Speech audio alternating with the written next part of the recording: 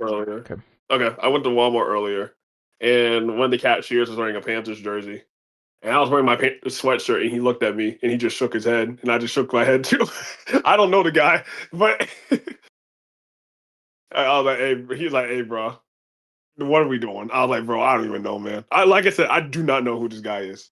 All right. Is the sound good on my on my stream? I hope it is. Here, let me check. It's good. It's good. Yeah, you good. You good. Yeah. Okay. Gentlemen, are you guys ready? Let's do this. Here we go. I guess I'll do this. We got a lot to talk about, man. Lots to talk about here. Merry Christmas. Happy Hanukkah.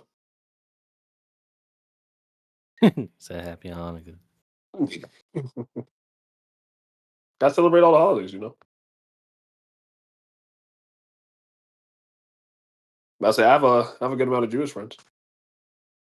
Okay. Can I hire them as one of my accountants?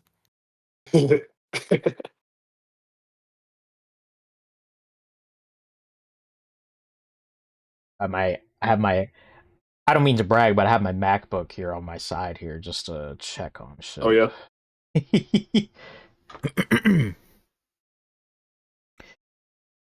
All right. Okay. All right. You got. All right. Ready? Yep. All right. Here we go. If you guys are watching, by the way, let us know. I will not be doing anything extra after this.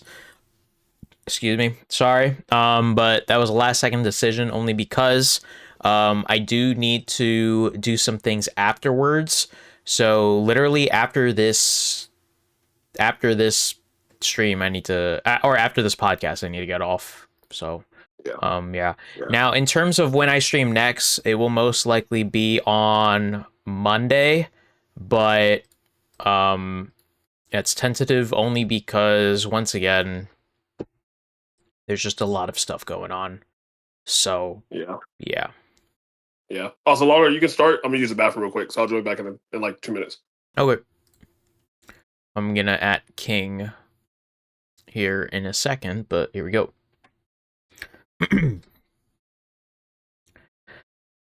Welcome everybody to episode 14 of the Talkin' Football with LARLAR podcast.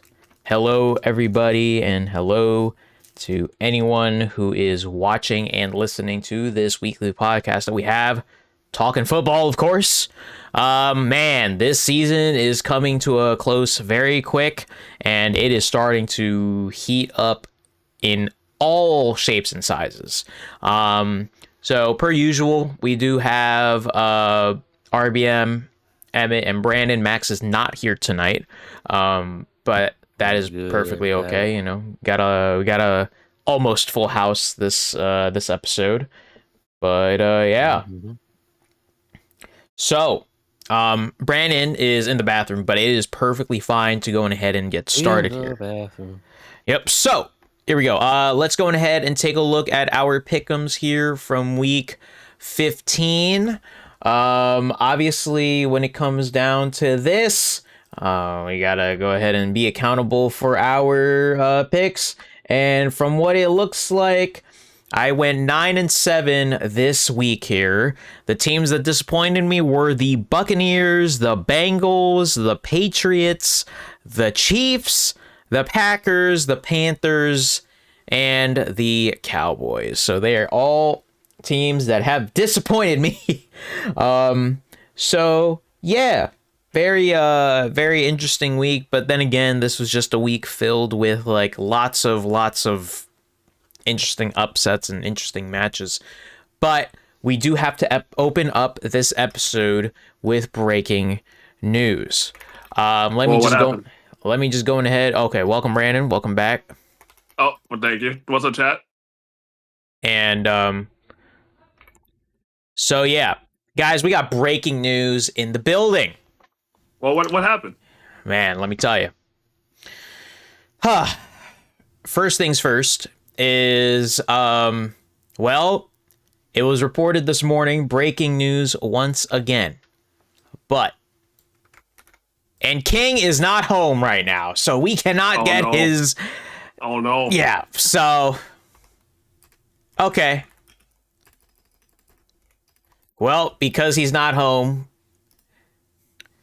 we are just going to have to potentially just go off of whatever, he may potentially think. But, here we are. So, breaking news to start this episode of Talking Football with LARLAR. We will not go to the recap first yet.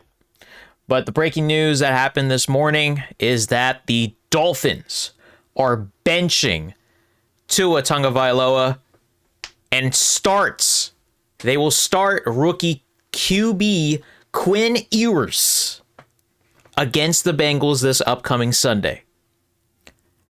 They make this decision after the loss on Monday Night Football with the Steelers, where the Steelers pretty much blew them out.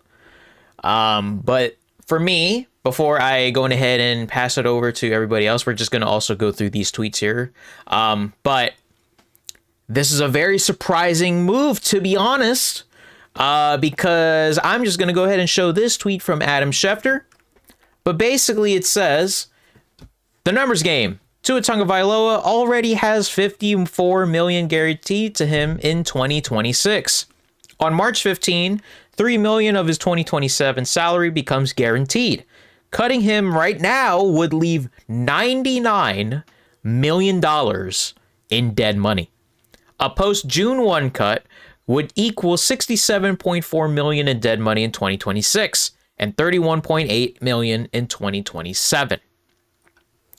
Tom Pelissero says Mike McDaniel has been Tua's biggest supporter and invested 4 years in his development, but as McDaniel said Tuesday, the quarterback play wasn't good enough. Tua also now leads the NFL with 15 interceptions. Now he may have played his last snap in Miami. And so, obviously, got to put up a stat right here. Tua, passing last 9 games, 10 touchdowns with 11 picks and an 81 passer rating. And because with all this news, we had to figure out who the quarterback 2 is. Tua not only got demoted from starting quarterback, he also is not even quarterback 2. He is going to be the emergency number 3 quarterback, and Zach Wilson will be the backup to Ewers, which is an insane development. And so I have the soundbite here from Tua, who he says he was reacting to his benching here, and I want everybody to listen in here. So this is what he said earlier today, about 4 hours ago. Naturally, I'd say I'm disappointed. I think it's normal. It's normal human emotion. But, outside of that, I got to do my part. My role here right now is to help whoever the quarterback is going to be for this team, to lead this team, help in whatever way I can, to help the team win this game on Sunday. What did Mike say to you? We just had a brief conversation about changing the quarterback. What was your reaction at that point? Disappointed. I mean, I'm not happy about it, but something out of my control. So that was what Tua said earlier today. Because King is not here, he did at least message something that I will just go ahead and read out loud. But he basically said, quote, "Just know he deserves to be benched, and McDaniel is wisely doing this to cover his ass and keep his job." And I was literally going to ask King when, if he was going to show up or not to today's podcast. But I was legit gonna ask him. I'm like, okay, well, what do you guys do now? Is McDaniel going to be fired at this point? What does the future look like for Tua? Because you guys cannot cut him due to the dead cap money. If you guys do cut him right now, that's not happening. So from what it sounds like, this sounds like, and I think I've heard this from a number of analysts out there, but they pretty much will expect Tua just to be the most expensive backup next year in terms of whoever the next quarterback will be for the Dolphins this upcoming season. So this is a crazy, and I will turn it to you guys now for any sort of thoughts, but this is a drastic move. But at the same time, I feel like that this is a move that, well, you know, thinking about it, it makes sense now at this point. They're out of the playoffs. They got really nothing to lose here at this point. You might as well see what Ewers has in him and see what happens. If it works out, it works out. But right now, I think what sucks about this entire situation is that Tua was drafted number 5 in the 2020 draft, and he's gone through success, like not total success, but like he's gone through at least some good things. There are also some bad things in there, but he's gone through, you know, hopefully he went to the playoffs at least, you know, didn't unfortunately win a playoff game, but now all of a sudden you're going to go ahead and pull the plug. This is a drastic move from the Miami Dolphins. So what are y'all's thoughts with this entire ordeal? So, I'll go first. I'm not surprised. I think it was bound to happen. I am surprised that they did it like literally the day after the game. Here's my thoughts. I do think a lot of it has to do with Tua's play, just because he's been inconsistent. But I also think a lot of it too is that you know, Tua's like he's like a lucky, like, you know, like he's an outgoing guy, which is good. But like I saw after the game, like he was laughing up with Jalen Ramsey, which is like not bad, right? Like obviously he's a former teammate of his. But people are like, hey man, like this dude's like just not serious. Like, does he really like, you know, want to take this job seriously? So I do think another part of the benching, in my opinion, is just for him to see like, hey, Brand, like I know you want to have your fun, but this is also a serious job that you got to do, and we're paying you so much money. So in order for you to see that, we're going to have to sit you. Not only the backup QB, but now he's QB3. So it's expected. Quentin Ewers, I know he's a rookie out of Texas. You know, he has a good resume, what he's done at Texas. I'm not surprised. I was surprised at first. I was like, why is he QB1 over Zach Wilson? But then the more I thought about it, it's like, you know, Zach Wilson kind of had his chance. He's been a starter for a couple of years. Like when he was at the Jets, he started a couple games at the Broncos when he played. So he's had his chance. So I think what is there to lose, right? Starting Quinn Ewers and see what he got. So, you know, it sucks for Tua. Dolphins can't cut him. They cannot cut him. They'll be in so much dead money if they do. It's kind of like another Deshaun Watson situation where you paid a guy so much the season of, and if you cut him, it's just a full waste. So I'm not surprised. I'm curious to see how Quinn will do, and let's see if I don't know, if things just get a spark in Miami, I guess. Mhm. No, I agree. I'm not surprised by this whatsoever. But I think my question now is, do they trade him? I don't, unless they get a good haul, in my opinion. I But that's don't. still a lot of money they'll be suffering if that were to happen. I still feel like the dead cap, even if they do trade him, is still going to be pretty damn bad. So. Oh yeah, that's true. But even and plus, you got to think about. Sorry, Lola. Plus, real quick, you got to think about if they were to trade him before June 1st or after June 1st, because cap hits would hit different in each year. If you were to trade him before the June 1st designated date, because I think June 1st is like the NFL's like official start of calendar year or something like that. I forgot from the off season, so it also depends from that. I don't know I think they wait until like after June 1st if they're gonna trade him. Yeah. Well, March is their official like turn the league year and whatnot. I'm not quite sure what June 1st is like. The important side of it, but that's besides the point. I still think that a trade it could happen, but let's be honest here. They're not going to get like a second, third rounder for this guy. It's just not going to happen. Unless they draft somebody, but I think that's another waste. Like I feel like a late round QB. I feel like the minimum that anyone would trade for him is probably like a 4th or 5th round pick. Just being honest. I don't know. I hear what you're saying, but I think You I'm think not sure. you think teams would? You think a team that needs a quarterback next season is going to ask for Tua and like ask for like like Miami? You think Miami's going to ask for a first round pick? It's not going to happen. A first round pick's not going to happen. No, not a Se- first. I do think a third. I think a third. I I don't can really see second, but I can see third though. I can see a third, yeah, but at that point, I still feel like they would just be overvaluing that draft pick. To be honest. Yeah. Yeah, that's true. And it also depends if it's this year or next year. I don't know. I don't think they'll trade him because I don't think Quinn's the guy. I know we haven't seen him. I don't think he's a guy, and then Zach Wilson is So we'll see. But besides the point, the Tua benching, it needed to happen. I think it's kind of like the whole Bryce Young thing. Two completely different scenarios, right?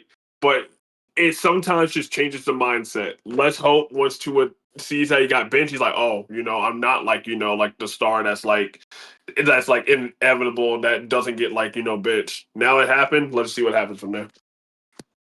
I agree. But at the same time, I don't think this saves Mike McDaniel's job. No, it I doesn't. think he still gets fired at the end of the season. I do too. Yeah, I think I might have to agree. I can see what King is saying, but I don't think it's gonna happen. I think he's out still. It's just the inevitable at this point, because right now, like you could go ahead and like fire him if you really wanted to, but like let's just be honest, like what good would that do? Season's not over yet. You might as well just, especially like I wouldn't fire somebody like right now, but I don't know. The Jets did it, so I don't know. Yeah. So you guys think that he's just going to be the backup to whoever's the new quarterback next season? Like, No, I think so. I don't think so. They just paid him so much money. I mean, granted, you got Kirk Cousins in Atlanta, right? So it's possible, but I just don't think so. That's why I predict. Actually, no, I agree. I think despite that, I think Tua starts next season. really? Yeah, I think he just needs like just a full reset after this season, in my opinion, and they'll probably give him another shot. Okay. Fair enough. But yeah, this is again. I feel like like you guys said, it's not surprising you guys. I don't know. I feel like just because with the entire contract, man, it's just so crazy because they again, as you guys said, they paid him so much money, and so you obviously do not want like your quarterback to perform the way he's performing. But now, unfortunately, well. So transitioning over to the game. Yeah, unfortunately, Tua just looked awful. He just didn't look that great. 22 of 28, 253 yards, 2 touchdowns, 1 pick, 4 sacks. The Dolphins' offense honestly just did not look very much interested. Although the defenses for both teams were very interested in playing one another. So I don't know. But yeah, the Steelers looked fine with this game here on Monday night, and the Dolphins did what the Dolphins did, and they got Tua benched. So you guys got any thoughts regarding this game here?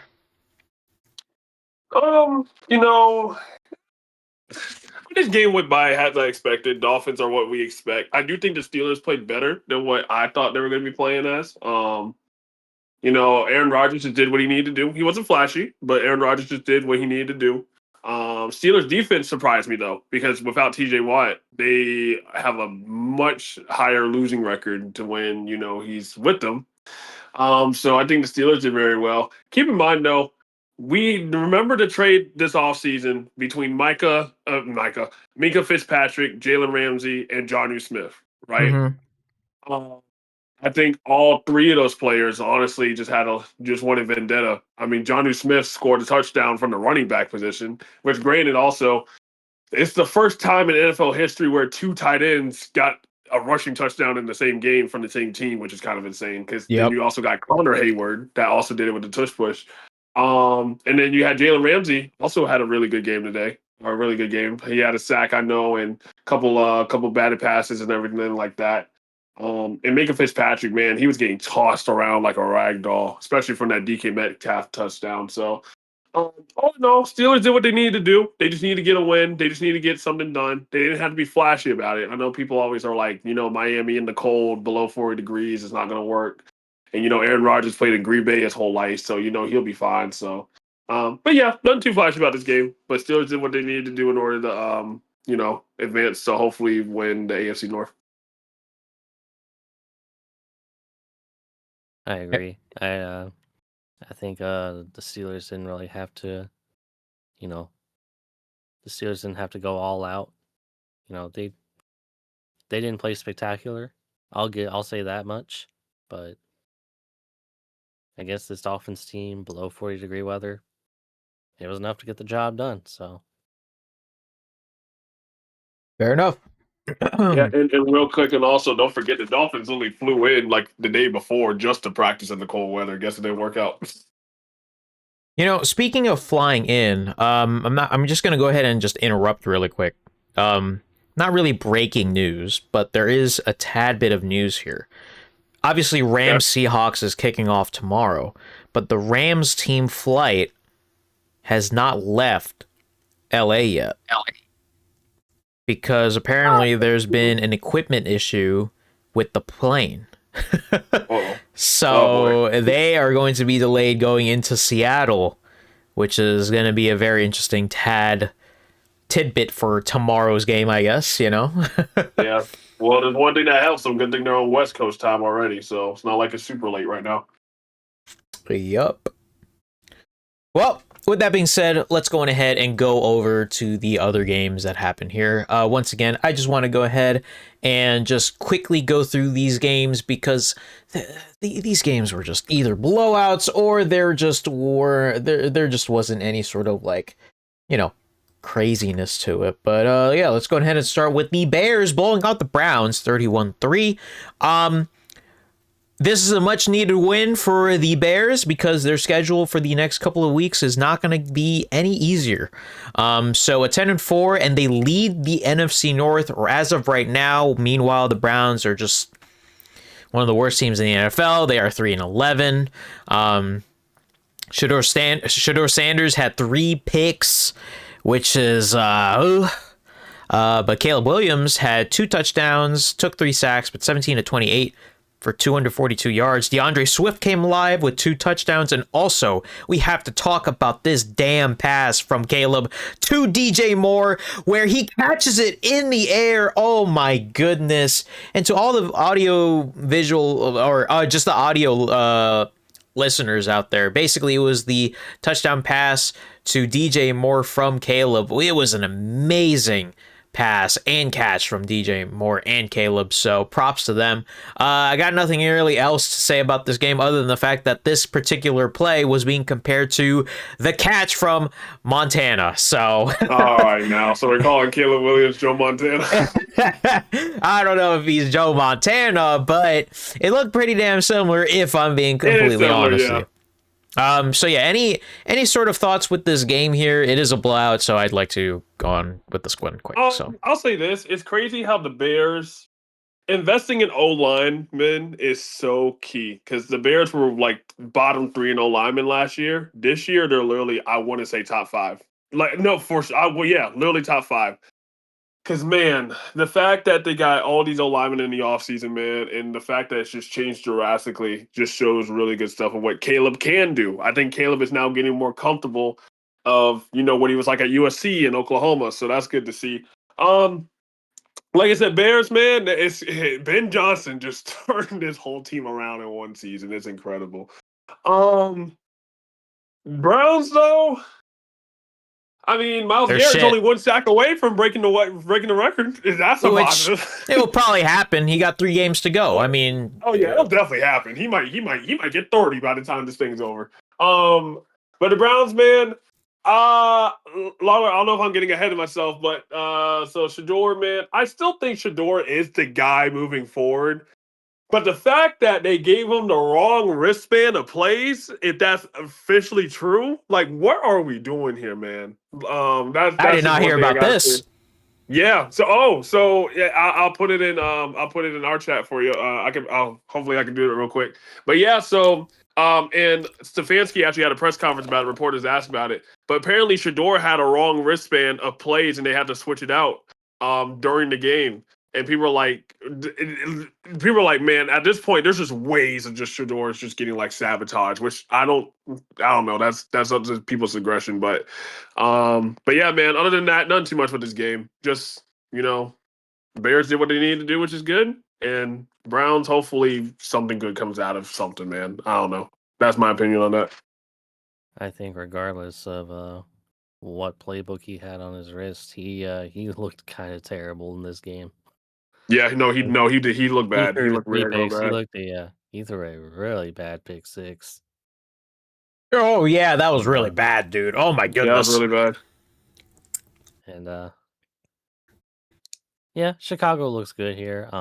Like you said, Miles Garrett is close to breaking the sack record, and I kind of hope it happens, to be honest. Oh, it's Since gonna that's happen. kind of the only thing the Browns got going for them at this Yeah, point in time. yeah. Fair But enough. I will disagree with you on one thing. What's I up? don't think Shador is the guy. Oh, really? I think Shador does not look very comfortable in that offense. At least not yet. Yeah. But then again, he was kind of going up against a stout Chicago D. Yeah. So I don't know how much you can gauge from it, but And he had 49ers the week before. yeah. But if you're gonna prove yourself as the guy, you need to beat tough defenses like this. Right. I agree. So All right. So let's move on now to the next game here. Again, just want to continue on here. The Ravens Boy. blow out and shut out the Boy. Bengals. And with this, eliminates the potential storyline of the Bengals making a run to the playoffs because it ends here in week 15. So, the Ravens needed this win to to stay alive in the potential AFC North race here with the Steelers. The Bengals are pretty much now out of it. The Ravens at least looked better. Lamar at least looked better. Is it a total? Is it a total turnaround? Yeah, to his standard, no. But he at least looked better. Meanwhile, Joe Burrow had a really bad pick six, and the Bengals just could not do anything, and they couldn't even put up points with an offense like this, which is kind of crazy. At home. At home. So the Ravens, they still need to fix a lot of things, but they at least get this very much needed win. The Bengals are obviously just dead in the water. So what are you guys thoughts here? We will get to something later regarding Joe Burrow, but Yeah. but let's save it for later. Yeah, game wise, Lamar's hurt, man. Like he's just like this is like the sixth week in a row. He's 100% hurt. Week in a row where he's not, typical Lamar standards. Now, I don't want to say like he needs to throw 400 yards a game, but 8 and 12, granted, he didn't push himself, which is, what you want, right? But Lamar's still not himself, man. Something's going on there. But I mean, Ravens defense is looking better, which is good.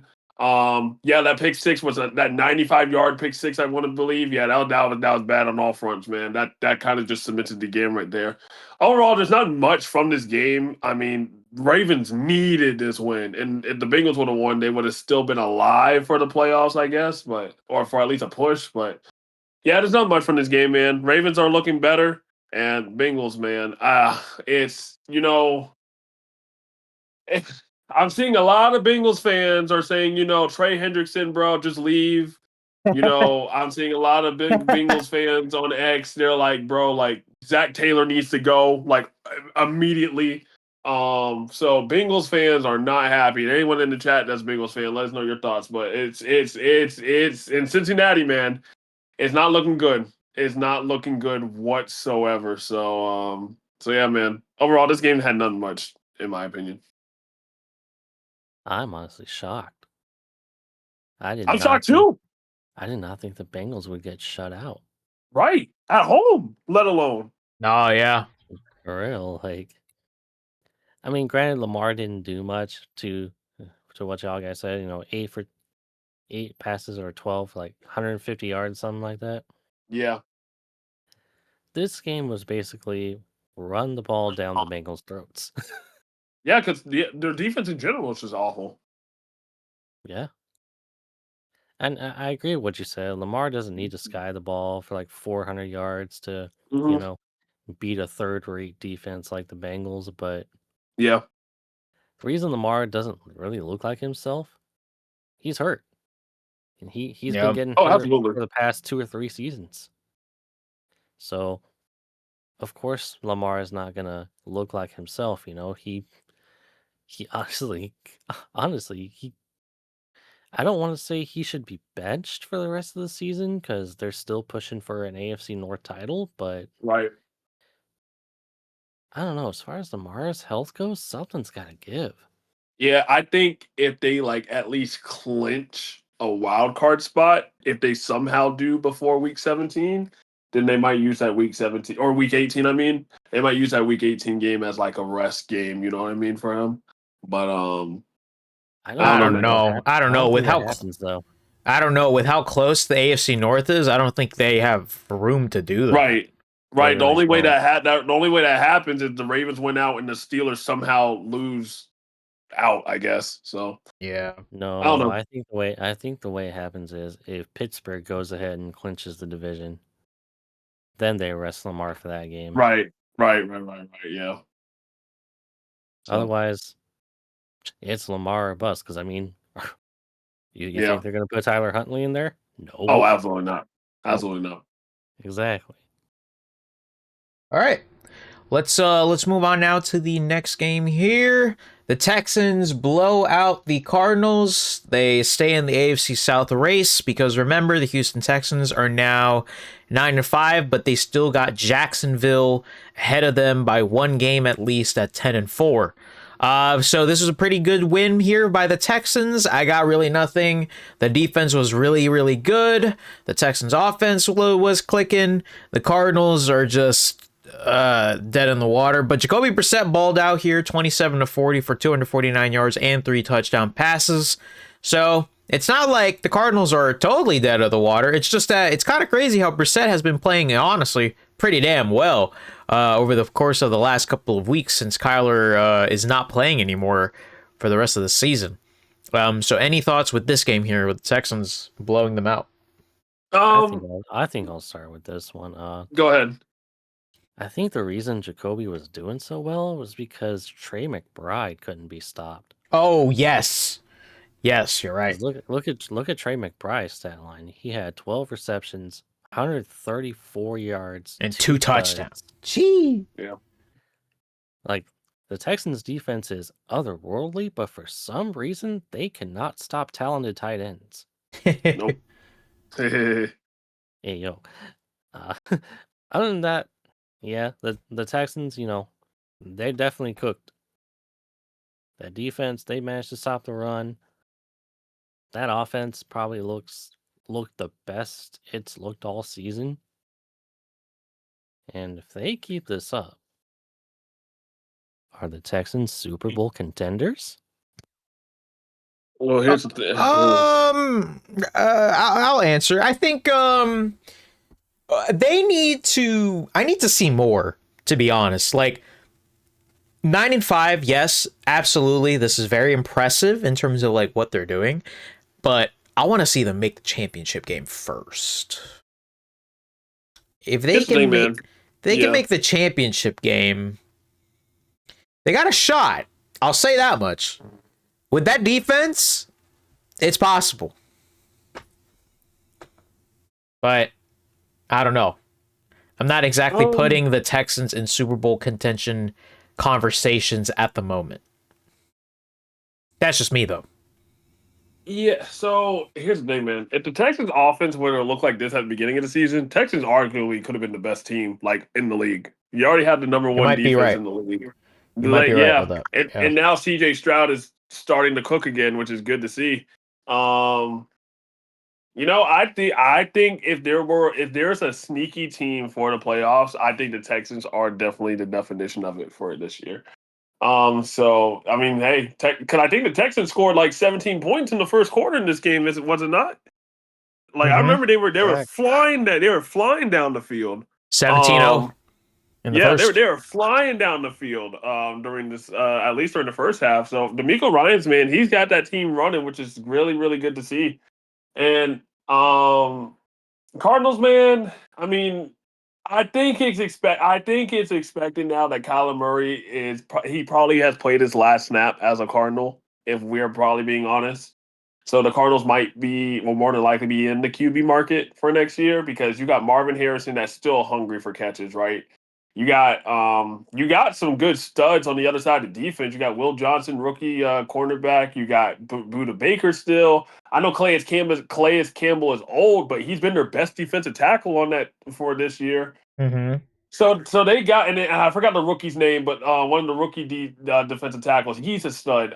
So they got pieces. They just don't really have the options to like push the ball down the field when needed. So, but overall, man, Texans did really good to capitalize this game, and which is much needed because they're basically going to have to win out in order to at least compete for the division here.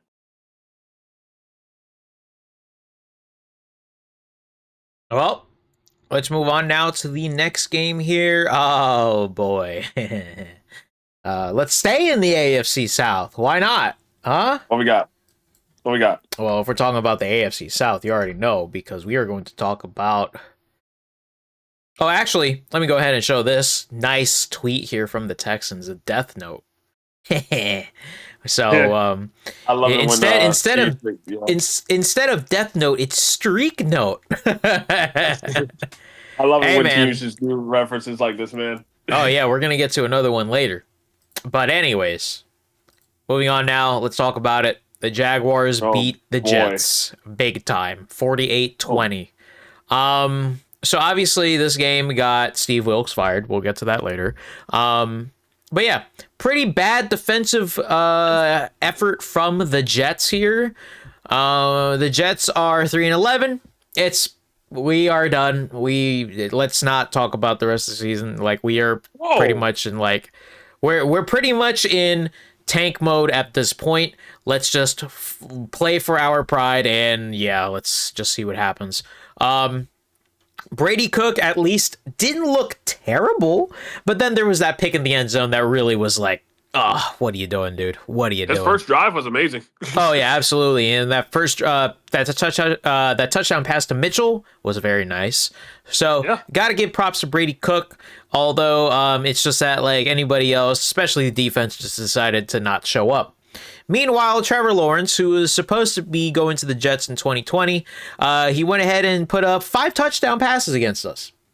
5 touchdown passes, including 1 running one. So, yeah, it's going great. But yeah, the Jaguars look really good, man. But granted, it is the Jets defense, so they just picked us apart in any sort of way you could think of. But yeah, so now obviously for me, whenever it comes down to the Jets, I'm seeing, or not the Jets, but in terms of Trevor Lawrence specifically, I can be seen as a hater because of the LMFL. Trevor Lawrence put him up 5 touchdown passes. All right, man. All right. You're getting the attention for some people, but you guys need to go far in the playoffs if you want to be taken serious. So we shall see what happens with them. But yeah, this is a good win for them. And bad loss for us, but it at least got our defensive coordinator fired. Why not at this point? Y'all made T.L.L. look like he was back in Clemson. Yeah, I was just thinking that. And I'll say this, man. I will give Trevor Lawrence credit. In the last couple of games, he has been turning it around, and this is like him in particular. And you can tell when he does good, the team scores points like this. That's why, now granted, it's the Jaguars offense is honestly like I wouldn't say a powerhouse, but they can score. They got guys that can score. And granted, Travis Hunter's out for the year. This is without Travis Hunter. Imagine when he's back in the lineup, But nah, man, and then the Jaguars defense is honestly getting better too. I know they let the Jets have 20, but the Jaguars defense have been getting a little bit better. I still think they also need some work, but if Trevor Lawrence is balling, then that's really, I don't want to say all you need, but that's a lot of stress that's taken off, which is there. And then the Jets wise, man, I'm glad that Brady Cook had his shot at starting. Like I said, I thought that first drive was beautiful. I think he went for like 6 for 6. And the touchdown to Edie Mitchell, which also props to Edie Mitchell for bouncing back a little bit there. But I don't know, man. Hey, the AFC South is just as tight as I wouldn't say as the NFC West, but you got 3 teams in the mix, man. So I'm interested to see how the Jags are going to move forward going on there. They might host a playoff game at this rate, so we'll see. Well, the Jags true test will come next week, which we'll get to later. Yep.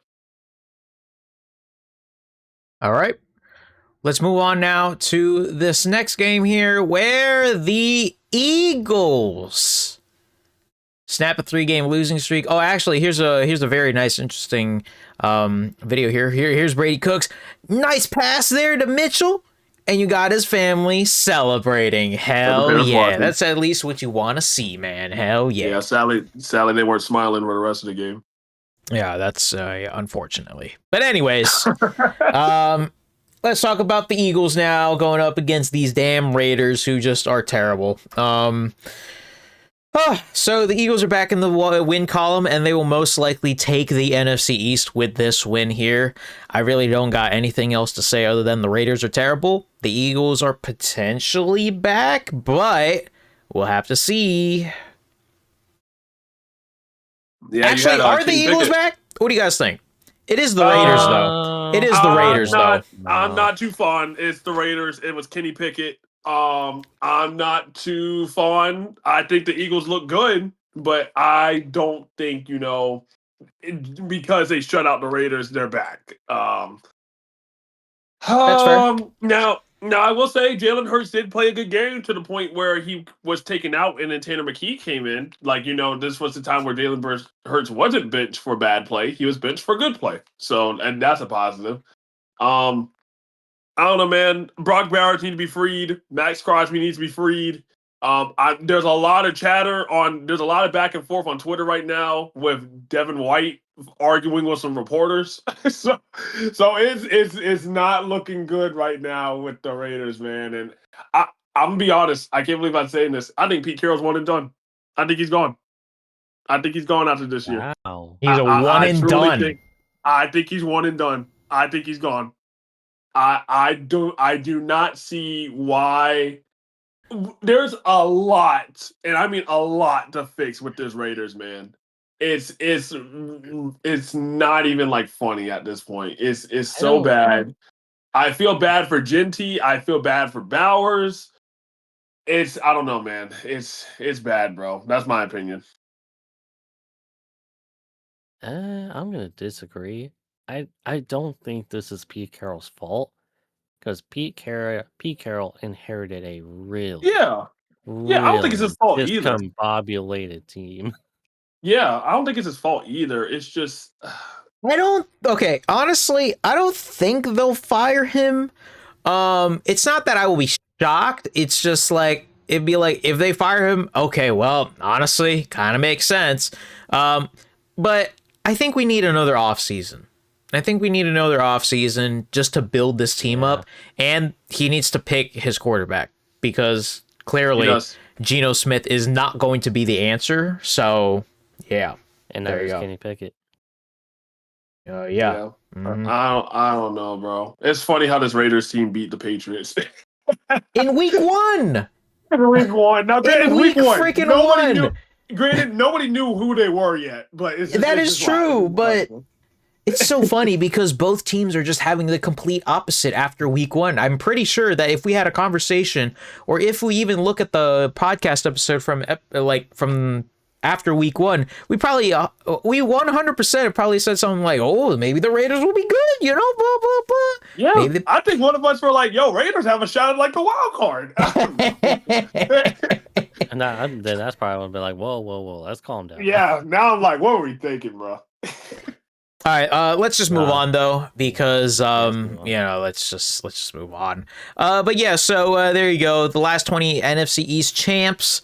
what a Well, run. it's What a gonna run. happen this year, guys. It's Wow. been a great run since 2005. That's insanely, I think it's pretty cool. But Yep. But now, unfortunately, this year we will have the same Eagles. They will most likely win the NFC East unless something drastic happens. But I don't know. The only way that were to happen is if the Eagles lose all 3 and the Cowboys win the next 3. That's the only way that can change. All right, well, it will have to start this Saturday or Sunday. So, all right, next one up here, So we're at least gonna get into the more interesting games. So here we are. Let's start. This one deals with both of you guys here, but the Falcons upset the Bucks in a massive NFC South shift because this upcoming game between the Bucks and the Panthers on Sunday, both 7-7, and whoever wins that will be in the lead of the NFC South. So, man, this Bucks team, what the hell happened at the bye, man? What happened? Let me tell you what happened. Go on ahead. Let me tell you what happened. The Bucks are injured all hell and back. Like, yeah, sure, but some of their players back, but some of their defensive players, oof, man. Oh yeah, They couldn't stop Kirk Cousins. They couldn't stop Bijan. Hell, Kirk Cousins threw for over 370 yards. 373 for 3 touchdown passes. Nuts.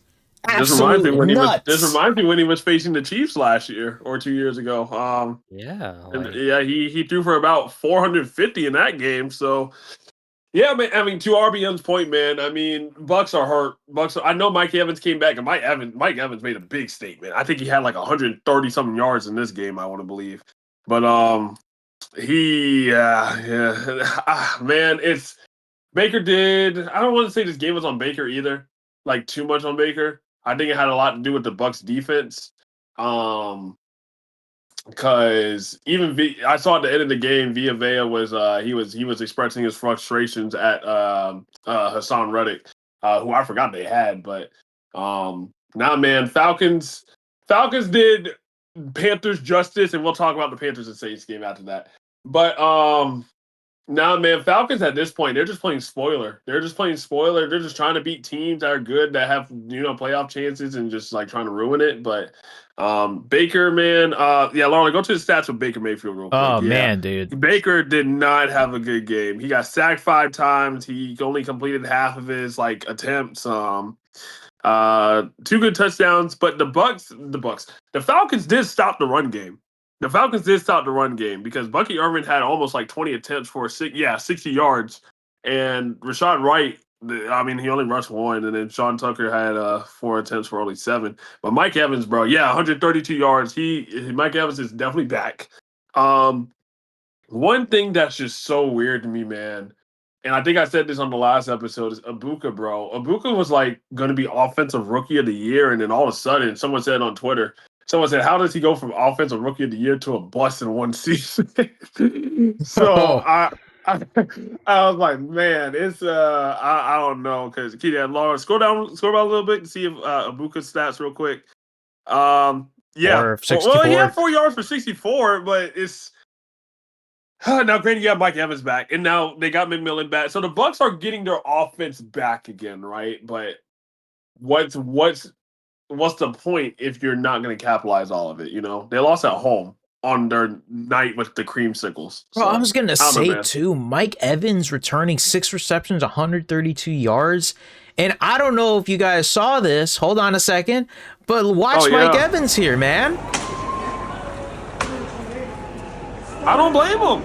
First game back, and you have 132 yards, and you just lose like that. He was yelling, "It's 3rd and 28." Oh my goodness. I gotta feel bad for him, man. I don't blame him. Oh, also, we gotta play this. We gotta play this soundbite here from Todd Bowles. Here we go. It's inexcusable. You don't make excuses. You gotta fucking care enough where the shit hurts. You gotta fucking care enough where the shit hurts. It gotta fucking mean something to you. It's more than a job. It's your fucking livelihood. How well do you know your job? How well can you do your job? Well, you can't sugarcoat that shit. It was in the fucking excusable, and there's no fucking answer for it. There's no excuse for it. That's what you tell them in the locker room. Look in the fucking mirror. What do you tell them? He's pissed off, man. I think Todd Bowles said it best. It was inexcusable. He's pissed off, man. But yeah, any other final thoughts here before we move on?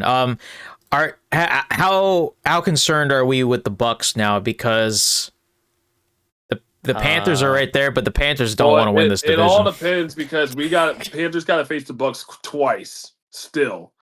So it all depends. Now the Bucks have an easier road than the Panthers. The only difference is that the Bucks got to face the Dolphins in between the two games between the Panthers, and the Panthers got to face the Seahawks in between the two games against the Bucks. So that's the perfect opportunity for the Bucks to strike, because now that the Dolphins have to change in their QB, now if they lose that game, boy, it'll be loud in Tampa.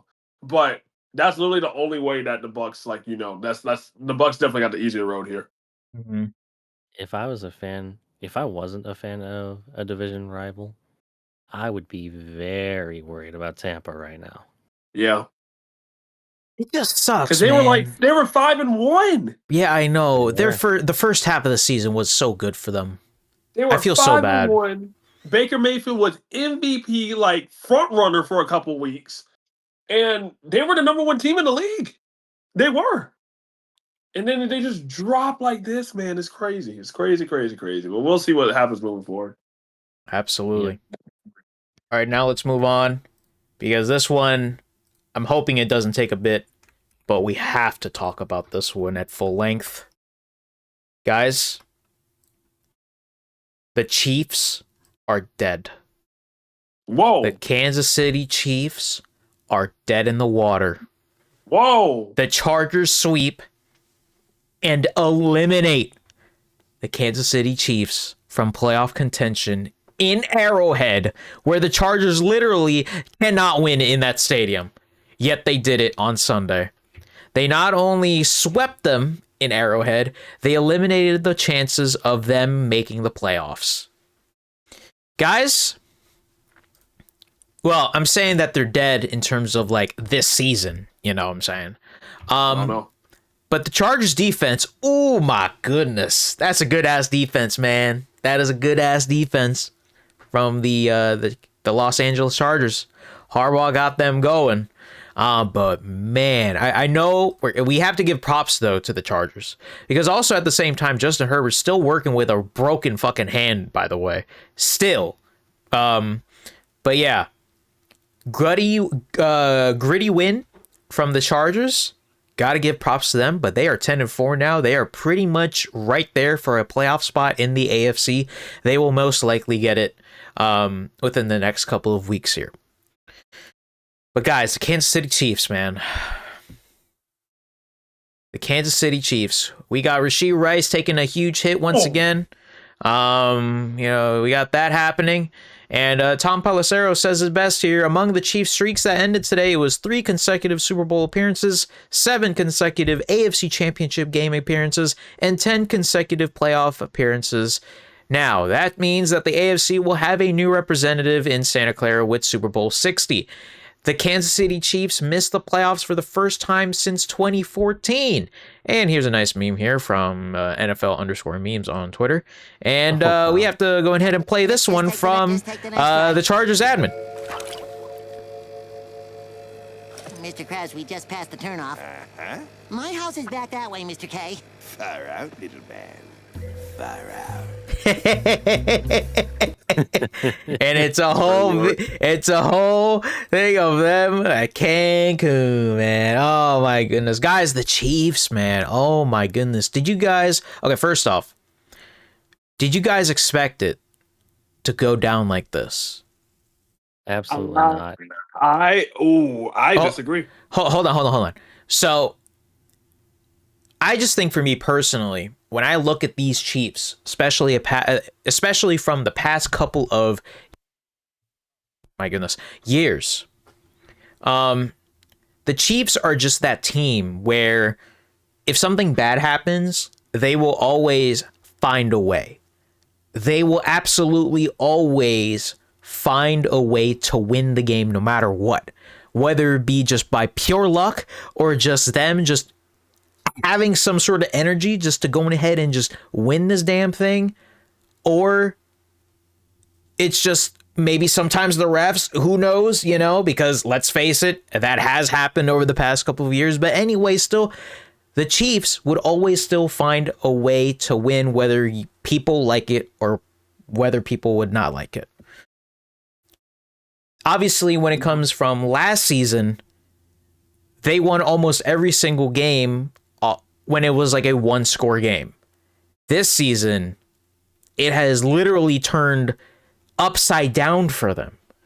So when they lose another game here where all they had to do was like potentially tie for a field goal, and then the backup quarterback Minshew throws a pick. Oh my goodness. That's a bad play. I don't know why he threw that. I know. But these Chiefs have not looked like the same Chiefs that we have grown accustomed to over the past couple of years, which is so crazy to me because this is literally a dynasty. Literally a dynasty. No. I'm going to go ahead and hold on. Oh, no. Hold on. I'm not done yet. Okay. Oh, okay. My fault. This is literally a dynasty. So the fact that they're going down like this is kind of crazy to me when I really think about it. Now, obviously, who knows what happens next season with Mahomes being out with an ACL tear, which he, by the way, got surgery either yesterday or today. He's going to come back swinging. And who knows what this Chiefs roster will look like next season? Because now there are a lot of questions. Like, is Mahomes actually going to be back by week 1? Who will be the quarterback if he isn't back by week 1? Et cetera, et cetera, et cetera. Obviously, there's still a chance. I'm not saying that there's no chance. But despite how much I hate the Chiefs, right? I got to still appreciate Patrick Mahomes because he makes the most craziest throws ever, and it still gets caught somehow. Still gets caught. And that's the thing that makes at least the Chiefs fun to watch, Unfortunately, when it comes down to just, the way they win sometimes or how their fans react sometimes and etc., it annoys the hell out of me. But man, it's going to feel weird without these Chiefs in the playoffs. Now, is it going to feel great because of difference sake? We got different teams in the playoffs, et cetera, et cetera. Great. Yeah, that's amazing. But man, it's going to feel weird, especially with what we have grown accustomed to over the past couple of years. So that's me. Finally, the NFL has parity. I think when it comes to parity, it's like a thing of I think you can make an argument like that because realistically, the last time that it was kind of like this was probably like 2021, 22. Because remember, in that Super Bowl, it was Rams-Bengals. Who the hell thought it was going to be Rams-Bengals at the Super Bowl that year? No. So, but yeah, so there you go. Well, yeah, to your earlier point, I disagree. I think that these are the same Chiefs that we saw a couple years ago and last year. It's just now almost everyone has kind of figured out what the Chiefs' game plan is, and some had kind of like prepared accordingly. But I mean, you can kind of say that, but when you look at the play from this year to last, way worse this year, though. Yeah, it's way worse this year, but how many of those teams figured out what those tricks are and how to counter them? I mean, Look at what the Chargers. Look at what the Chargers did. I mean, at that point, it's just a matter of them kind of just realizing over time, because I mean, last year is a last year thing. This year is this year. So in terms of like the Chiefs just being slow or old or just being just a team that folks have just now figured out, okay, then I could probably agree, but I don't know, man. Like, I still think the Chiefs last season were pretty damn good, despite being like, what was their final record? Like 14-3, something like that, right? Yeah. Yeah, I think it's 14-3. Yeah, so I mean, like, I still personally think they were a pretty great team last season.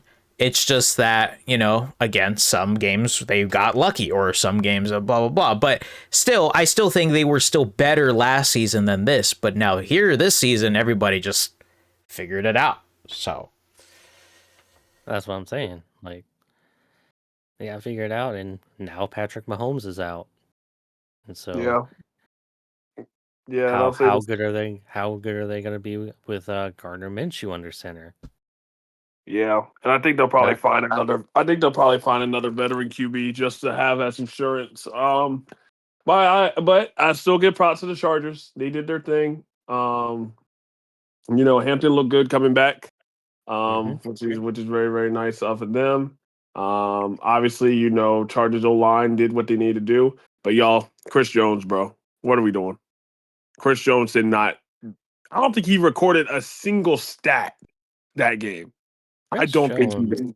For what I've noticed, and for what some Chiefs fans have pointed out, Chris Jones has kind of been quiet quitting this season.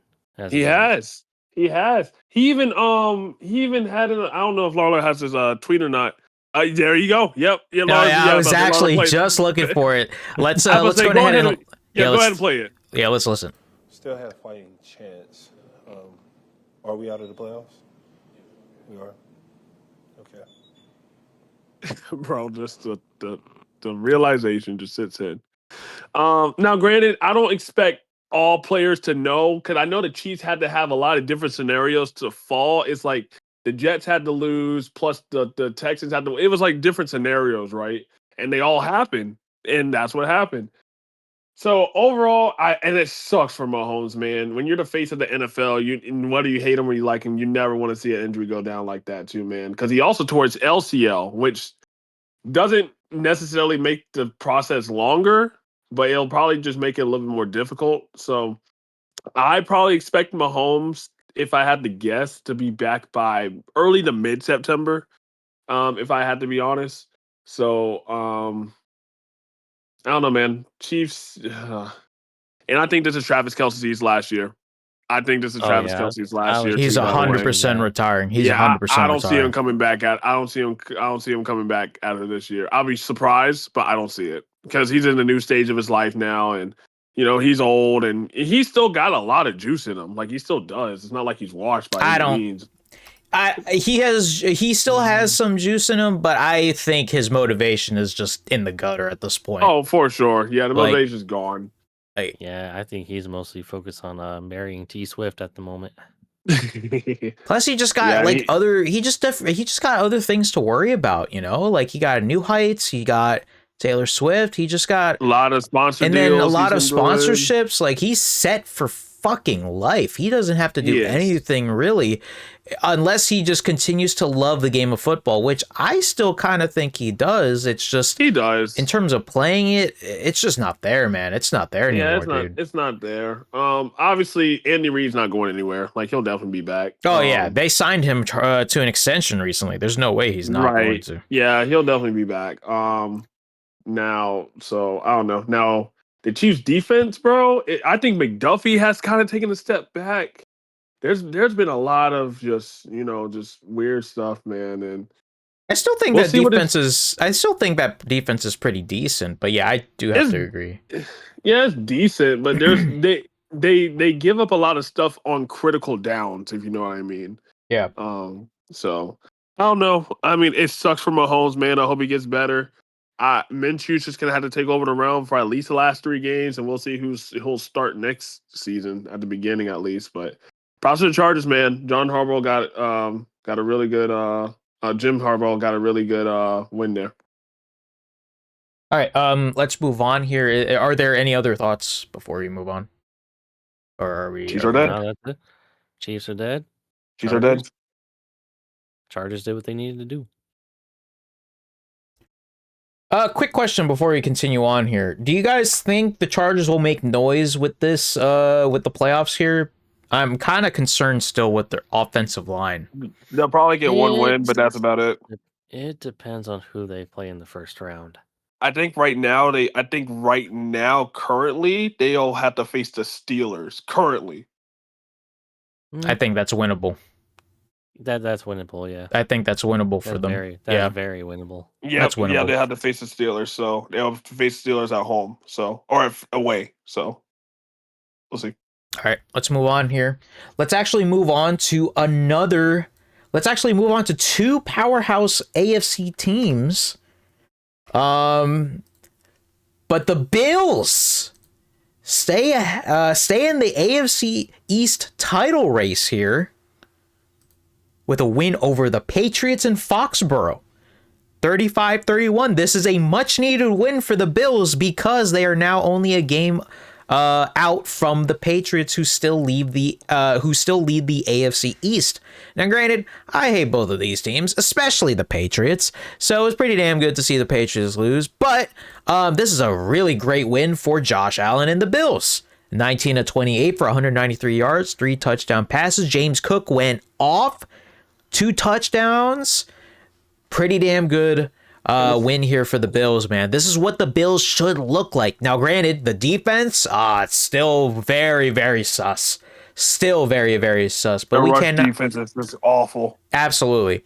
We cannot discount, though, what the Patriots did.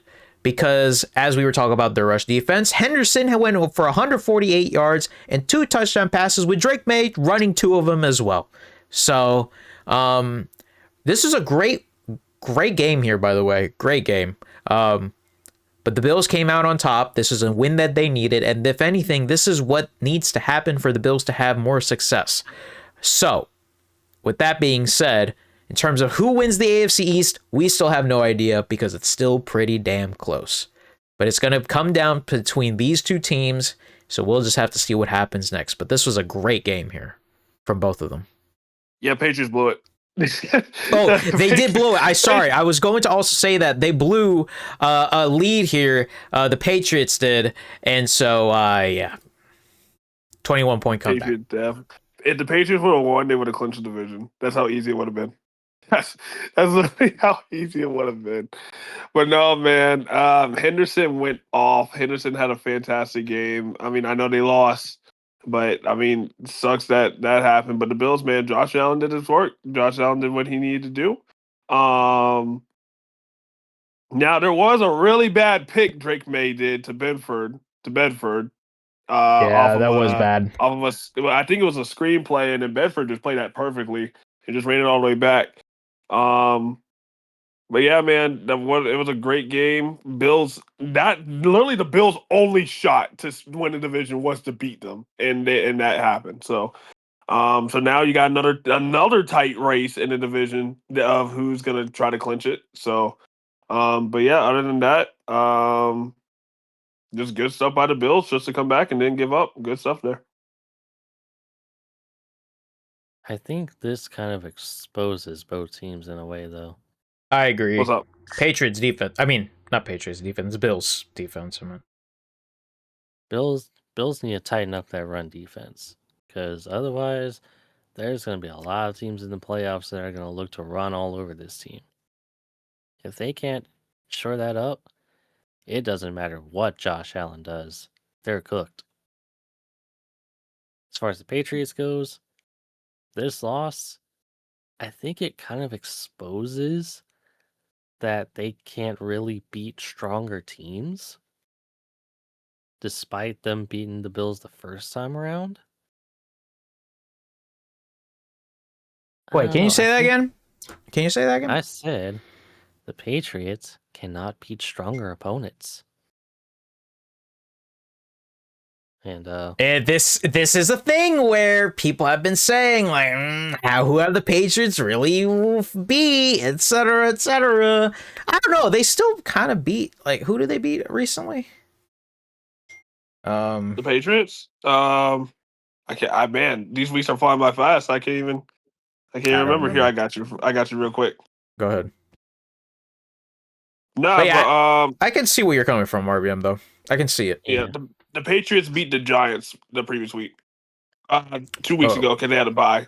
So what was their schedule before the Giants? Like, Before the Giants, they had the Bengals, and then then previous before that the Jets, before that Buccaneers, before that Falcons, before that Browns, before that Titans, then Saints, then Bills again, then Panthers, Steelers, which they lost to, Dolphins, and then Raiders at the very beginning. see what I mean? They can't beat stronger opponents. They couldn't beat the Steelers. They barely beat the Saints, I think. Yeah, Saints was a 1-score game. See?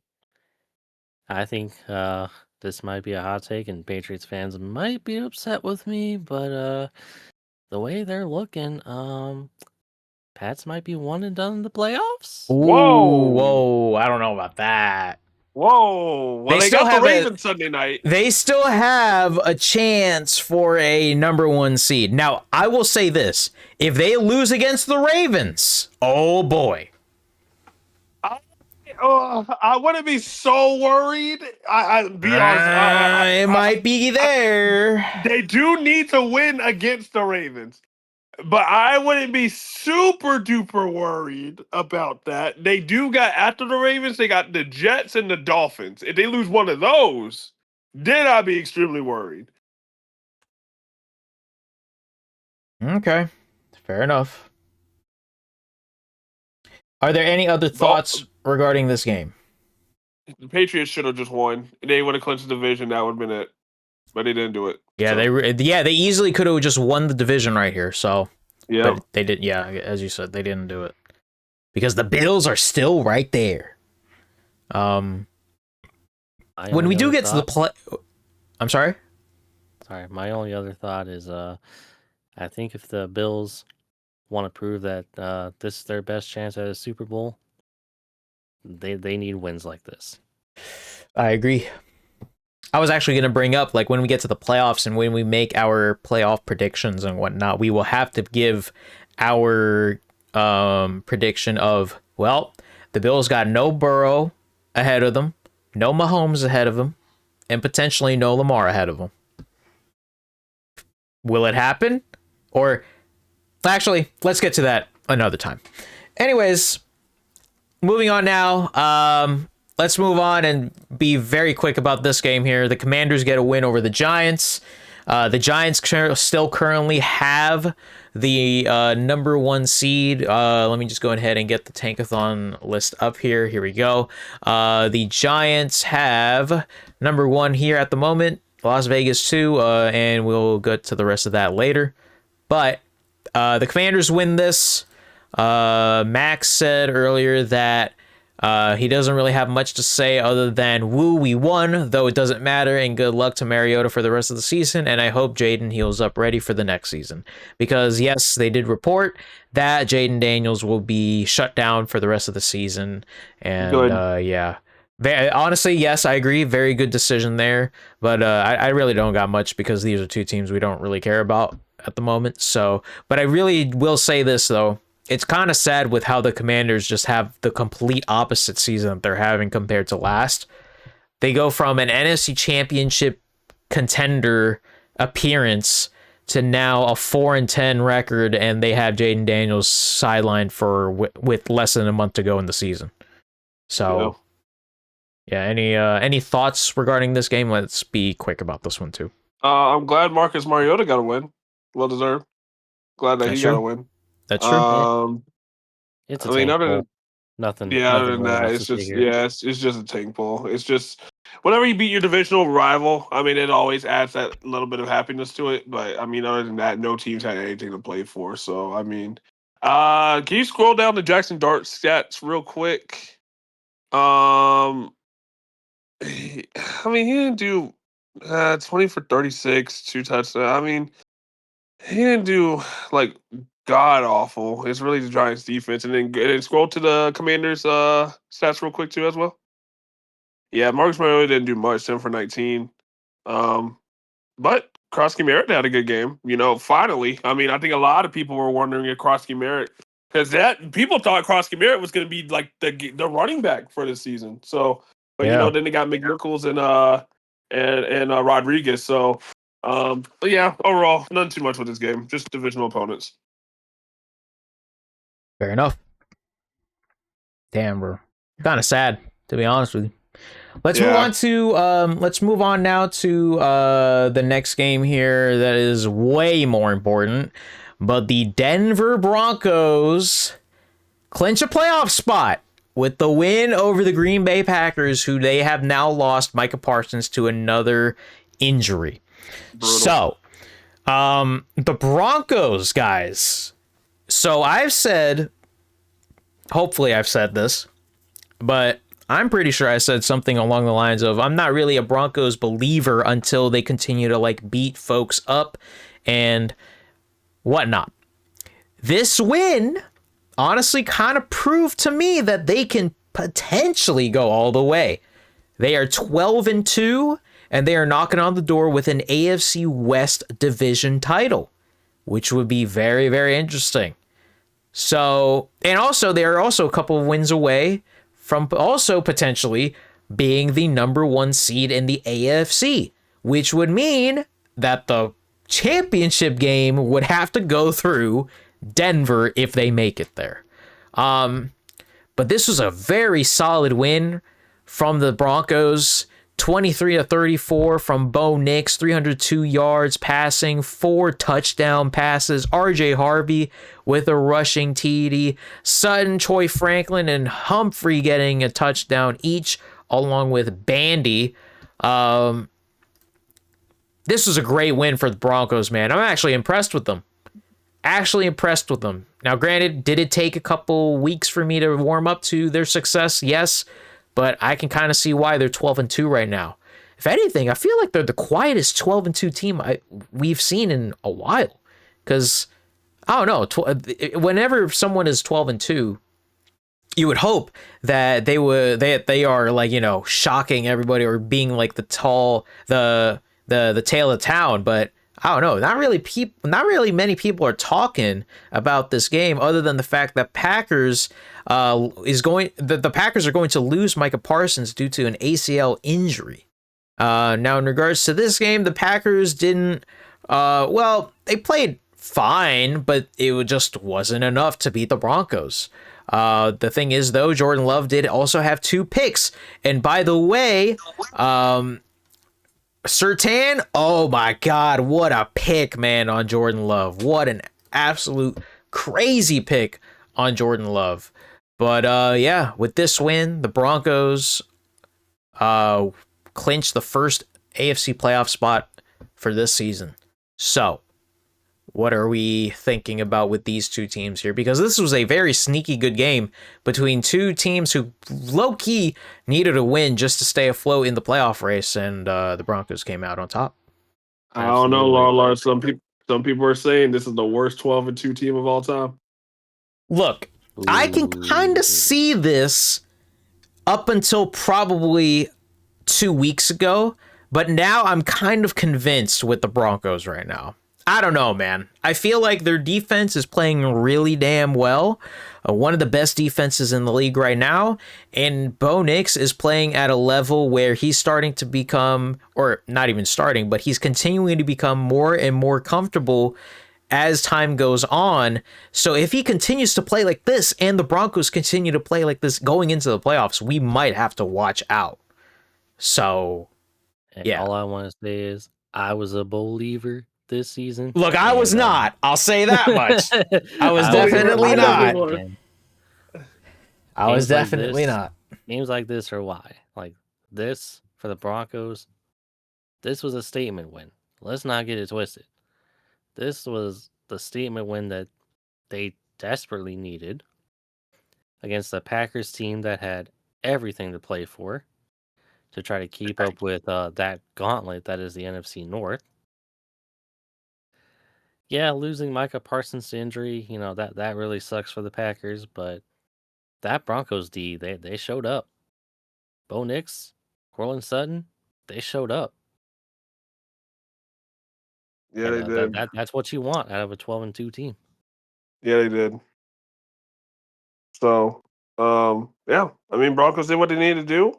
And I mean, I really don't have much with this game either. Pat Surtain, still one of the best corners in the league. Patrick's got to be healthy, man. I feel so bad for Michael Parsons, too. Another setback to that Broncos defense. And Christian Watson, man, he's so talented, but he's also going to need to be healthy as well, man. So, Yeah, man. oh, boy. I just think it really Yeah. sucks because they really they can't afford to lose Parsons. They can't. So, No, they can't. I mean, and Rashad Gary has not looked the same since his ACL injury a while back. So, mhm. And keep in mind, they also lost Devontae Wyatt earlier in the season. that's true. And now obviously Tucker Kraft on the offensive side. So Packers are kind of going down left and right, man. So we'll see what they can do in the playoffs with whoever else they got. Honestly, it If may they make it, that is. it may reflect in the power rankings later. Cough, cough. Anyways, let's move on now to the next game here because this is another game that was very much hyped up and it pretty much delivered on almost every single level. But the Rams get a big time win over the Detroit Lions, who are now they are fighting for a playoff spot, man. They could not have afforded to lose this game, but unfortunately they did. And the Lions are 8-6 ahead, and the Packers and Bears are both ahead of them. So it's looking really rough. But the Rams, I'm just going to go ahead and say it and spoil it. They are still the best team in the NFL right now. 41-34. Stafford had a great game, 24-38 for 368 yards, 2 touchdowns, 1 pick. Kyron Williams came alive here, and Corum as well. They might be the new tandem here in terms of running backs. Puka Nacua, my goodness, 9 receptions, 181 yards here. So yeah, this was a great win for the Rams. They are still the best team in the NFL, at least in my opinion. That defense is humming. Jared Goff and the Lions, they still had a pretty great game, though, despite the loss. 25-41, 3 touchdown passes, but here's where the defense for the Rams thrives in. 13 attempts for Gibbs, 38 rushing yards. Total for 70 rushing yards between Gibbs and Montgomery in this game. But St. Brown, 164 and 2 touchdowns here. Oh, yeah, and Hutchinson almost had that pick 6, which was kind of crazy. But this was a very entertaining game and a game that delivered because both of these teams desperately needed a win to stay where they were at or to at least further their chances at playoffs or just further their chances at a 1 seed. But, yeah, the better team, in my opinion, came out on top. So what are your thoughts with this game here? As the Rams also have clinched a playoff spot. Rams are just one of the best teams in the NFL, man. I mean, they still look super good. I mean, now the Devontae absence for tomorrow is going to be big. I think that's going to be, yeah, I agree with that. But that's why you have Puka Nacua. So if one of them goes down, the other one steps up. So, on the defensive side, Forbes has been getting kind of cooked recently. The last couple of weeks, Forbes has. Ever since the Panthers game, I want to say. So defensive side, I think they got to lock it a little bit. But on the line side of the ball, Amon-Ra St. Brown, man. I mean, he's definitely been the bright spot for them. Jameer Gibbs, he'll have games where he'll go crazy, and then he'll have games where he'll have no touchdowns. So this was obviously one of those games, but yeah, man. I mean, in the defensive side, Aiden Hutchinson had a sick interception, almost went all the way. Uh, but other than that, man, Lions defense is chopped. They're cooked. They have a lot of injuries on that side of the ball, and I feel like that's a reoccurring thing every single year. So overall, man, nice matchup again between like the QBs that both got traded for each other. This is probably people always keep saying this is probably the most even trade of all time. Yeah, I know. I think we're overlooking the fact that Jameson Williams also had a damn good game. He 7 did. receptions, 134 yards in a tud. Yeah, he did. Definitely did. Do we consider him a solidified wide receiver 2 over there? Oh, for sure. Yeah. For Oh, sure. yeah. For sure. Mm-hmm. He can Yeah. play slot. He can play outside if one person goes down. He sometimes line up in the backfield. Like he's versatile. Mm-hmm. Oh yeah. That's what you love to see. Oh, yeah. But to Brandon's point, yeah, that Rams defense, although they held the Lions off, they haven't really looked so good as of late. Right. Nothing too flashy. Forbes has been getting cooked. Some of their other safeties have been getting cooked, Oh, especially when it comes Bryant to or Jamie. not Bryant. Yeah.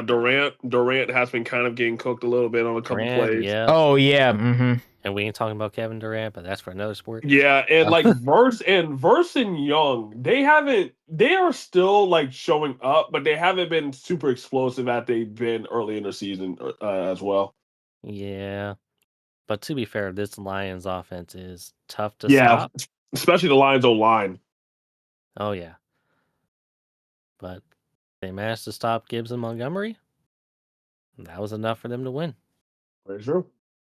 Matthew Stafford, he looks good as always. Puka Nacua, he looked good. Poor Devontae Adams, though. Yeah. I will say I'm glad that I think they said he felt the hamstring kind of starting to feel weird. So that's why he went down. And I was like, well, that's good. That's the best thing that he could have done before it. Or else he would have kept running and injured it a lot more and then would have had to be out for a lot more. So Absolutely. I think they said if this game was on a Sunday, he would have been a go. But since it's such an early turnaround, they're like, no. Which honestly, I know it's such a big matchup that we'll talk about later. It might be for the good, right? Rest him one game so that way you can have him for the rest of the playoffs. So Pretty much, yeah. Absolutely. Because he is reported doubtful for tomorrow. So yeah, that's why you got Puka, So Tutu Atwell's a good receiver. So and they he got just guys. came back too. He just came back. Yep, they got guys. All right, guys, let's move on to the next game here. And I think this one will be of interest for both of you, gentlemen. Oh, yeah? What we got? Oh, you already know what's coming. But the Saints upset the Packers at 20-17. Now, obviously, this involves both of your teams, so I will go ahead and just give y'all the floor after I give my initial thoughts. The Saints didn't look that bad. They obviously, win this game. Tyler Shaw with 272 yards, 1 touchdown, but took 5 sacks. Can't have that happen. Olave had a 1 touchdown, which was pretty nice. But the Panthers, man, they were supposed to win this game. And they blew it. So, go ahead, guys. You guys have the floor. Ariane, you are the winner. Well, I won the rock, paper, scissors, so I guess I'll go first. Okay. I am very conflicted with this win. What? Because of the draft, man. Here's why I'm conflicted. Of course, I'm happy because we swept a division rival. Suck it. But I'm also mad at the Panthers. Whoa. They were supposed to win this game, and we wanted. I'm mad at the Panthers for multiple reasons, actually. I wanted them to win this game. 1, I wanted the draft position. But we can't have that now, can we? 2, They have deluded Mickey Loomis to thinking Tyler Shuck is the guy. Fuck me. Now, as you said, Tyler Shuck didn't look too bad, He had 272 yards passing. Olave is going to look good as always. And our defense, our defense did the Lord's work as they always do. But I wish that they would have just let the Panthers have the win. That way we can draft our QB of the future instead of potentially probably going O-line again or receiver.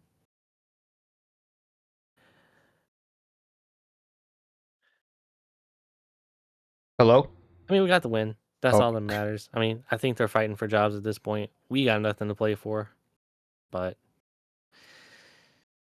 Brandon, take it away. I'm sick and tired of talking about these two teams. And by the way, before you take it off, Tampa, you better win this fucking division because if Carolina can't beat us, Whoa. you have no excuse.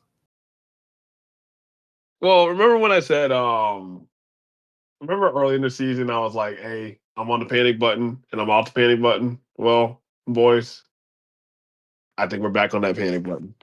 I think we're back. I can't believe I'm saying it. And yes, I know we're tired for the division, but we can't be beating the Rams and the Packers and losing to the Cardinals and the Saints twice. You can't have that. I think we are the most bipolar NFL team of all time. I think we are. We did not lose this game because of Bryce Young. I think we lost this game because of coaching. We got our corners playing 10, 15 yards off the ball every play. And I know I said this multiple podcasts. Evero, our defensive coordinator, he needs to get out of Charlotte. He needs to go. All the Panther fans want him to go. We play a lot of zone to the point where JC's not following the best receiver, which is obviously Olave in this case, right? Now, granted, he did get cooked by Olave when he was on him. And I know we have Mike Jackson on the other side, who is a super good, reliable cornerback, too. But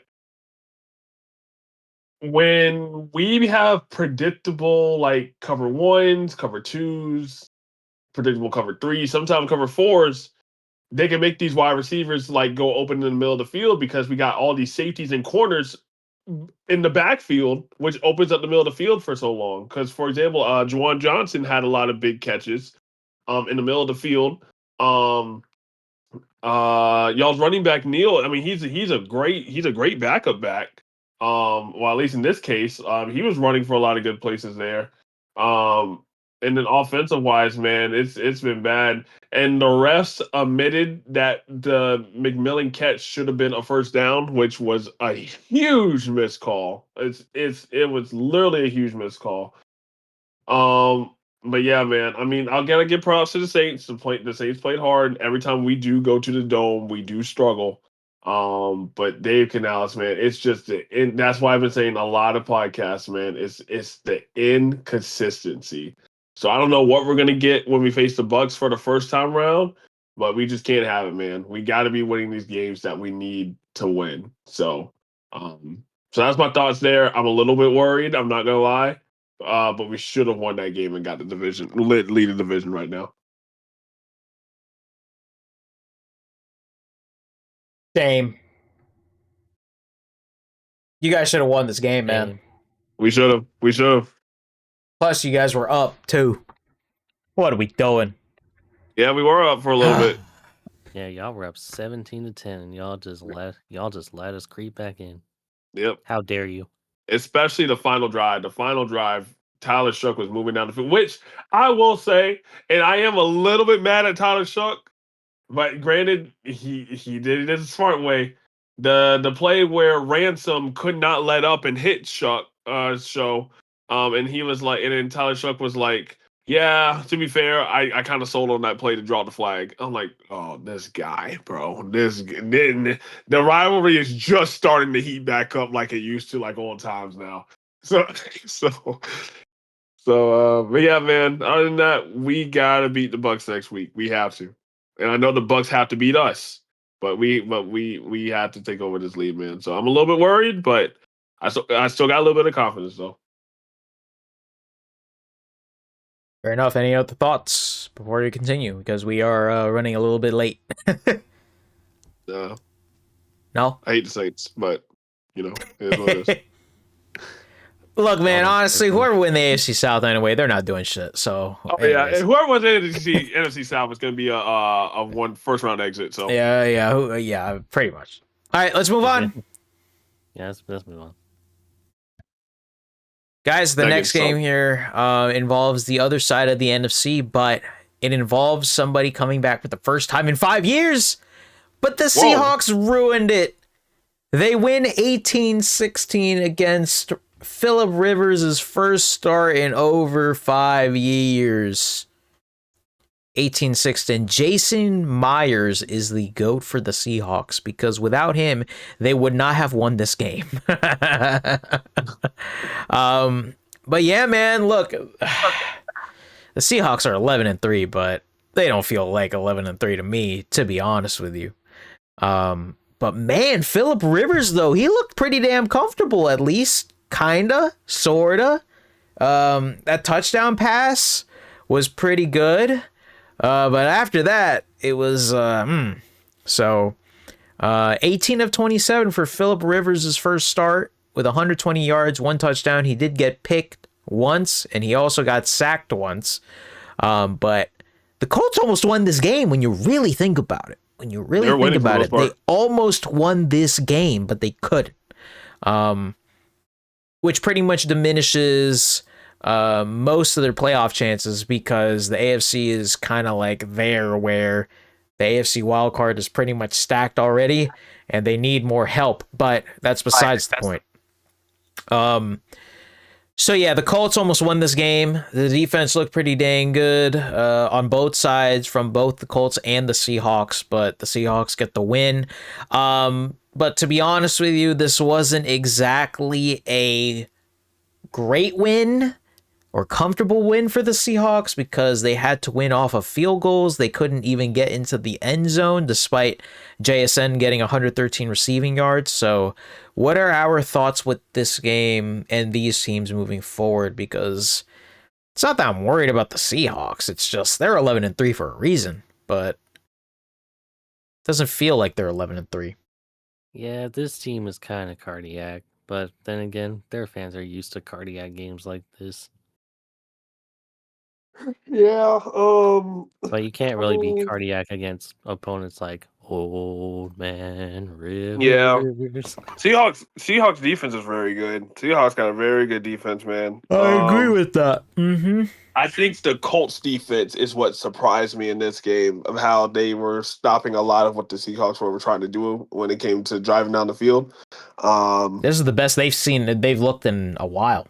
So yes, they looked in a while. So to be honest, none much from this game. To be fully honest, like Phillip Rivers did what he needed to do. Some of the passes that Phillip threw, you could tell that he's been on the couch for 5 years. A lot of wobbly balls, but nah, man. I think Phillip Rivers was definitely not the reason why the Colts lost. So which is good for Colts fans. So yeah, man. I mean, we'll just see what it looks like moving forward because next time we'll see the Colts is Monday night. Which is a huge win. Huge game, by the way. Mm-hmm. But yeah, any other thoughts with this game? Man, it would have been so cool if he won. Would have been so cool. It would have. I still think he'll get one win. I do think he will. All right, here are a couple videos. Here's Phillip Rivers walking out of the tunnel in number 17. Can you believe this? I just think I'm just more surprised of how they were winning most of this game. That's what I was surprised about. I think it was pretty cool how his St. Michael football team watch party erupted when their coach Rivers threw a touchdown. That is so cool, special. man. That's special. I love that. That is so cool. And here's a very interesting picture here, but I don't know if you guys see this, but we got My Little Pony, but we also got Agnes Tachyon from Uma Musume in the background here, which is a very interesting picture illustration here. That's I hear kind of random. Oh, hi, Emmett. Yup. No, because we're talking about the whole thing with the Seahawks illustration from Shen Comics. That was funny. Yeah, and Agnes Tachyon is just in the background. That's But yeah, I would like to play this message from Phillip Rivers here in the post-game conference here. I think maybe, maybe it will, I don't know, inspire or teach, to not to run or be scared of what may or may not happen, Hopefully, certainly I think of my sons and those ball players, that I'm in charge of at the school, that they'll say, like, crap, coach wasn't scared. You know what I mean? It's like, shoot, sometimes there is doubt, and it's real. And again, you can the guaranteed safe bet is to go home or to not go for it, and the other one is, shoot, let's see what happens. And so I hope that in that sense that it can be a positive to some young boys, or young people. It doesn't have to be boys, but I think maybe. Damn, dude, inspirational, man. That is so dope. Yeah. Phil's always been an inspirational guy. So that is actually so dope. That is so dope, man. But yeah, let's move on ahead. I really wish they won this game, because it really would have kind of screwed the NFC West a little bit here, especially with the Niners incoming. Speaking of the Niners, let's go ahead and just quickly talk about this game here. 37-24 is the final score here from the Niners over the Titans. There's really not much to go about with this game here, to be honest with you. Cam Ward actually threw 2 touchdown passes, and he looked pretty damn good here. But here is this play where Cam Ward gets out of the pocket, and the defense for the Niners just is, my God, coming after him. And he throws this, and then he throws literally a perfect ball, but Dyke could not catch it. What a damn shame, because that would have been a first down and a potential score, but no, I guess not. But yeah, the Niners just continue to roll. They are still a little bit injured, but yeah, I mean, the Niners it might be a dark horse going into these playoffs here with a 10-4 record at the moment. So, what are our thoughts here, really quickly, before we have to move on? I am really surprised of how well the Niners defense is going without Warner and Bosa. They've been looking real well. The Niners defense has. Brock Purdy's playing real well. George Kittle's playing out of his mind like always. And the fact that I know we'll probably talk about this later too, but the fact that Brandon Ayuk is not out there and the 49ers are still going crazy and everything like that says a lot. So overall, 49ers look good. Titans, man, it's just pack it up and we just wait till next year. That's all I can say without that. Fair enough. I got nothing. You got nothing?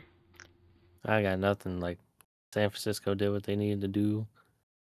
I'm surprised that the Titans even scored points this game. That's crazy. You got to give Cam Ward some credit, though, but this throw right here, man, is so nuts. And he just can't catch it. That actually pisses me off. That describes the Titan season in one play. That just pisses me off. Just for decoration. That's the Titan season in one play. All right, next one up. Well, it's actually kind of perfect timing for Emmett, because what happened here? Oh, okay. The Vikings go into AT&T Stadium and win against the Cowboys here in Dallas, 34-26. I could just go off of what you sent me, Emmett. Yep, just the document says everything. All right, sounds good to me. All right, well, I'm just going to go ahead and say this. So, don't worry, Emmett sent me 2 pages. No, it's fine. So, actually, I appreciate this, so thank you. So, Emmett says Dak played a good game, with the only offensive turnover being a turnover on downs on a 4th and 7. However, going 2 for 12 on 3rd down and 2 for 5 in the red zone is not how ball games are won, regardless of having the most total yards and controlling time of possession by 5 minutes. I really like the Aubrey fake field goal, which is really cool. But Shoddy needs to stop playing conservative if he knows our defense can't stop a nosebleed. So here's a nice screenshot here, but pretty much shows that the Cowboys pretty much led in almost everything, but the third down efficiency was really bad, 2 for 12, and then the red zone 2 for 5. But yeah, so there you go. Moving on. Matt Eberflus should be gone by the end of the season, and if not, do not expect the Cowboys to be a competitive team next season. Just another team for burger flippers on the internet to clown on. Eberflus needs to understand that our defensive line's greatest strength is blitzing. We only blitzed JJ 7 times from his 24 pass attempts. When JJ was under pressure from the blitz, he was 3 of 6 with 46 yards for 1 touchdown and 1 pick. To no one's surprise, with the blitz, he went 12 for 18 for 209 yards, 1 touchdown, and no picks for a whopping 124.5 passer rating. If we are eliminated from the Eagles-Commanders game on Saturday, don't bother having the starters play, because I want our starters, including Quinnen and Pickens, to be in top shape for next season, where we should have a defense if Jerry plays his cards right in the draft. P.S. If anyone looks down on Aubrey or thinks Cam Little is better than Aubrey after missing 2 field goals last night, then they are out of their damn mind. So, any thoughts with this game here with the Vikings and the Cowboys? Because unfortunately for the Cowboys, their playoff hopes are pretty much done. It's pretty much done. Yeah, unless something drastic happens. Yeah, the only way the Cowboys can get in is the Eagles have to lose all their 3, and the Cowboys got to win their all 3, which is tough. So, no, man. I mean, the thing with the Cowboys is their secondary, man. It's just secondary just lets a lot of things get back there, man. Whether it's man, whether it's zone, whether it's spies, even. One thing that's in the offseason in the draft is they got to really, really dive in on the corners and safeties, just defensive backs in general. I think their front four is pretty solid. Maybe get another edge rusher because, Clowney's getting kind of old. So I would definitely get another edge rusher. Definitely get some more linebackers because Wilson and Murray are not it. Like, they are not it whatsoever. So linebackers are definitely key in the secondary. I think offensive-wise, the Cowboys are fine. I truly think on the offensive side, they're fine. Dak's been playing. This is one of Dak's best seasons, actually. It just sucks that the record doesn't say anything. But then we're talking about the Vikings. Vikings had redemption, man. J.J. McCarthy looked well. Vikings defense did what it needs to do as well. So just a big win for the Vikings here, man. They don't have anything to play for, but, the Vikings did what they needed to do. Fair enough. Any other thoughts with this game? This is the final game of our slate here. I think Emmett said his little thing, everything I wanted to say. So, do we like JJ? Do we believe in JJ McCarthy after this? I still need to see more, but it's a big. I do think it's a jump. It's looking better, right? It's looking better, right? It's looking better. I will say that. Better. The fact that he did that in Jerry World, that says a lot. But now you're talking about consistency. Can he be consistent with this now? That's the next question that needs to be answered. Well, that's a very interesting question because this team is going very interesting for their upcoming game. But all right, guys, that is our slate recap here of Week 15 of the NFL season. Great job, as always. So now let's go on ahead and just... We still got a lot of things here to cover. So Adam Schefter tweeted out saying 6 teams won in Week 15 after trailing by at least 10 points, tied for the most in a single week in NFL history. The Bills overcame a 20-point deficit to defeat New England 35-31, while Atlanta overcame a 14-point deficit to win Thursday night. And the Chargers, Rams, Saints, and Seahawks each overcame a 10-point deficit to win today. Huh. Well, that kind of just says a lot right there. Here's an interesting tweet from NFL. This will be the first postseason since 1998 without Tom Brady, Peyton Manning, or Patrick Mahomes. Yeah, kind of crazy, actually. That's really crazy. Holy sheesh. What a stat. All right, so here are the playoff scenarios. I'm not exactly going to go too crazy into this other than I'm just going to go ahead and just pretty much shave off of the ones that are important. So the Broncos clinched the AFC West and the number 1 seed. which is the first round bye and home field advantage, with a Denver win, a Chargers loss, a New England loss, and a Buffalo loss. All of that has to happen. But Denver can also just win the AFC West with a win and a Chargers loss, or a tie, or the Broncos tie and the Chargers lose. So if the Chargers lose, they win the AFC West, basically, Right. The Bills, they clinch a playoff berth if they win, or if the Colts and Texans lose. That's all I'm going to say with that. The Patriots get a playoff berth if they win, or the Colts or Texans lose. So, as you guys can see, there's a trend here, you know what I'm saying? So, Jacksonville can clinch a playoff spot if they win and the Texans lose, or if they win and the Colts lose. So, there you go. And then the Chargers, same thing. The Colts and the Texans, the Colts or the Texans have to lose, and they have to win to get a playoff spot. As you guys can see, that there is a trend there, because it basically kind of comes down to the Colts and the Texans potentially winning or losing. Now, on the NFC side, Philly will get the NFC East if they just simply win, or if Cowboys just simply lose. That's it. There you go. The Bears would clinch a playoff spot if they win and Detroit loses. Same thing with Green Bay. They would win and Detroit loses. San Francisco would just be a win and in, and Seattle would also just be a win and in. So we got a lot of playoff scenarios, man, this upcoming week, and it's going to be very, very interesting as we continue to move forward into the season. So here's the playoff picture. Excuse me, the Broncos and the Rams would be the 1 seed at the moment, but the wild card round is looking pretty damn stacked. Texans at Patriots, Bills at Jaguars, Chargers at Steelers, Packers at Bears, Niners at Eagles, Seahawks at Bucks. God damn. So, yeah. And Benjamin Solak also tweeted this out. He basically said how it's week 16 and we have no divisional winners yet.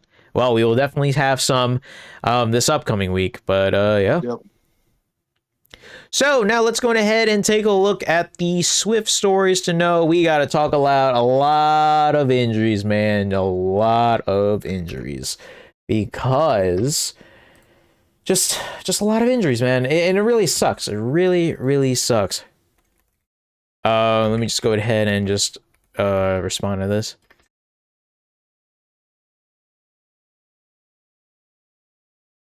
To look at. All right, so it was reported last week that TJ Watt had successful surgery to stabilize and repair a partially collapsed lung suffered Wednesday after a dry needling treatment session at the facility. What in the world? But his recovery timeline is TBD, but all is well, and he is being released from the hospital today. So very, very interesting situation here, because the Steelers definitely need this man. So, yeah. Moving on. Daniel Jones underwent surgery Tuesday in New York that is expected to sideline him for 6 to 8 months. Just an unbelievable turn of events for Daniel Jones, man. He went from potentially leading the Colts to a, number 1 seed to now he has surgery and the season's not even done yet. Brandon Ayuk was put on the reserve/left squad list, and I don't know if you guys saw this from Kyle Shanahan, but that man basically said, yeah, we haven't seen him in forever. Yeah, months. But yeah, the Ayuk has pretty much just quit on the Niners, or at least the Niners quit on Ayuk or something like that. I have no idea. But yeah, the Niners are done with Ayuk here, and we will see what happens. Actually, we have a soundbite right here from Kyle Shanahan. Yeah, we haven't seen him forever. So, I mean, that's a decision they make. It's been pretty simple for me. I mean, I haven't seen him in a month. So, that's and same with our team. So hasn't been an issue with our team at all. We kind of been plugging away, and no big deal. Or it's just something we've been used to for a while. But I know it's new to you guys, so they just officially, I think, had to do that yesterday. Very interesting. Very, very interesting. We're just gonna go ahead and just reiterate this news from earlier, but Patrick Mahomes suffered a torn ACL. His season is over. He said on Twitter, he said, "Don't know why this had to happen, and I'm not gonna lie, it hurts. But all we can do now is trust in God and attack every single day over and over and over again. Thank you, Chiefs Kingdom, for always supporting me and for everyone who has reached out and sent prayers. I will be back stronger than ever." And we shall see if he comes back before the start of the season. But if he does, it's going to be very interesting what comes next September for the Chiefs, man. It will be very interesting. Yeah, it will. But yeah, Jordan Schultz here said, very interestingly enough, both Tom Brady and Mahomes suffered a torn ACL in their 9th NFL seasons. Both ACL injuries came the year after losing a Super Bowl, with both quarterbacks already having won 3 prior to that. So you mean to tell me that Mahomes still got 3 more in him? The man's, oh yeah, he does. Yeah, so 2 days ago he underwent surgery in Dallas this evening with Dr. Dan Cooper to repair that tear in the left ACL, and he will begin the rehab process immediately. And Ian also then said that Mahomes also tore his LCL along with the ACL, which means that it can kind of complicate recovery, but it doesn't necessarily extend his rehab longer than 9 months or so. So hope Mahomes comes back, man, stronger than ever. Travis Kelce had this very interesting comment here. He said on New Heights, he said, quote, "He's going to make sure he comes back stronger than ever. Hopefully the Chiefs can get him back as soon as possible." Yeah, this man, leave him, guys. Are we looking at that a little too deep, or? I don't know, man. I don't know. But I still personally believe he's gone, so. Yeah, me too. I think he's gone. Yeah. So, Mahomes is put on IR, and that's, yeah. So, Micah Parsons also unfortunately tore his ACL as well on the same day. And, he is in fact out, and he will once again face a 9-month recovery. So, just Sunday was just absolutely just nuts for all these star players with Mahomes and Parsons, and then Davante Adams. Granted, it wasn't an ACL tear, but still just an injury, man, just injury. And Micah said this on Twitter. He said, "I may be sidelined, but I am not defeated. This injury is my greatest test, a moment God allowed to strengthen my testimony. I believe he walks with me through the storm and chose me for this fight because he knew my heart could carry it. I'm deeply grateful to the Packers organization and my teammates for their unwavering support, love, and belief in me during the season. I trust his time, his plan, and his purpose. I will rise again." So there you go, man. Just another devastating injury. And here's the one with Davante Adams. Davante Adams' hamstring injury, according to Sean McVay, said did not look good. And the wide receiver status for Thursday Night Football, which is tomorrow, is in doubt. They already just reported a couple hours ago, if not a couple minutes ago, I think, that he is doubtful, which most likely means he's not playing tomorrow. So we will have to see if the Rams can still win without Davante. But yeah, he is considered week to week. But yeah, he's going to be out tomorrow, most likely. Teddy Buchanan, the team's leading tackler, tore his ACL during Sunday's win over the Bengals. This is, he's from the Ravens, so just another ACL tear. My God, man, that sucks. Just really, really sucks. Christian Watson of the Packers, he went down yesterday holding a shoulder, did not suffer a major injury at all, so he will be okay, at least for the long run. So there you go. No big injury there, at least for the Packers. Brandon Jones, safety for the Broncos, is believed to have suffered a pec injury, and that will pretty much knock him out for the season as well. So just a hit to the defense for the Broncos, and another one here. Bucks are placing starting cornerback Zion McCollum on IR with a hip injury, and he's also done for the regular season and will most likely also miss the first postseason game should Tampa make it that far. Just a bunch of brutal injuries here. Jonathan Greenard is going to get his injured shoulder fixed surgically per KOC. He pushed through it, but then aggravated during the game on Sunday Night Football, and that will be it for his season. Now I have to refresh all of these because it just didn't like it. Oh, here we go. Bracial Tuden will undergo surgery to repair a finger injury. He'll miss a few weeks, but should be back during the playoffs. See, there you go. So here's some big news coming from Chicago. The Bears have designated Tremaine Edmonds to return from IR. Oh, brother. Are the Bears about to go on a run? We shall see. Isaiah Oliver, who suffered a knee injury on Sunday, is now put on IR, and his season is over. So, sucks for Isaiah Oliver. He was not that bad of a player, man. So, yeah.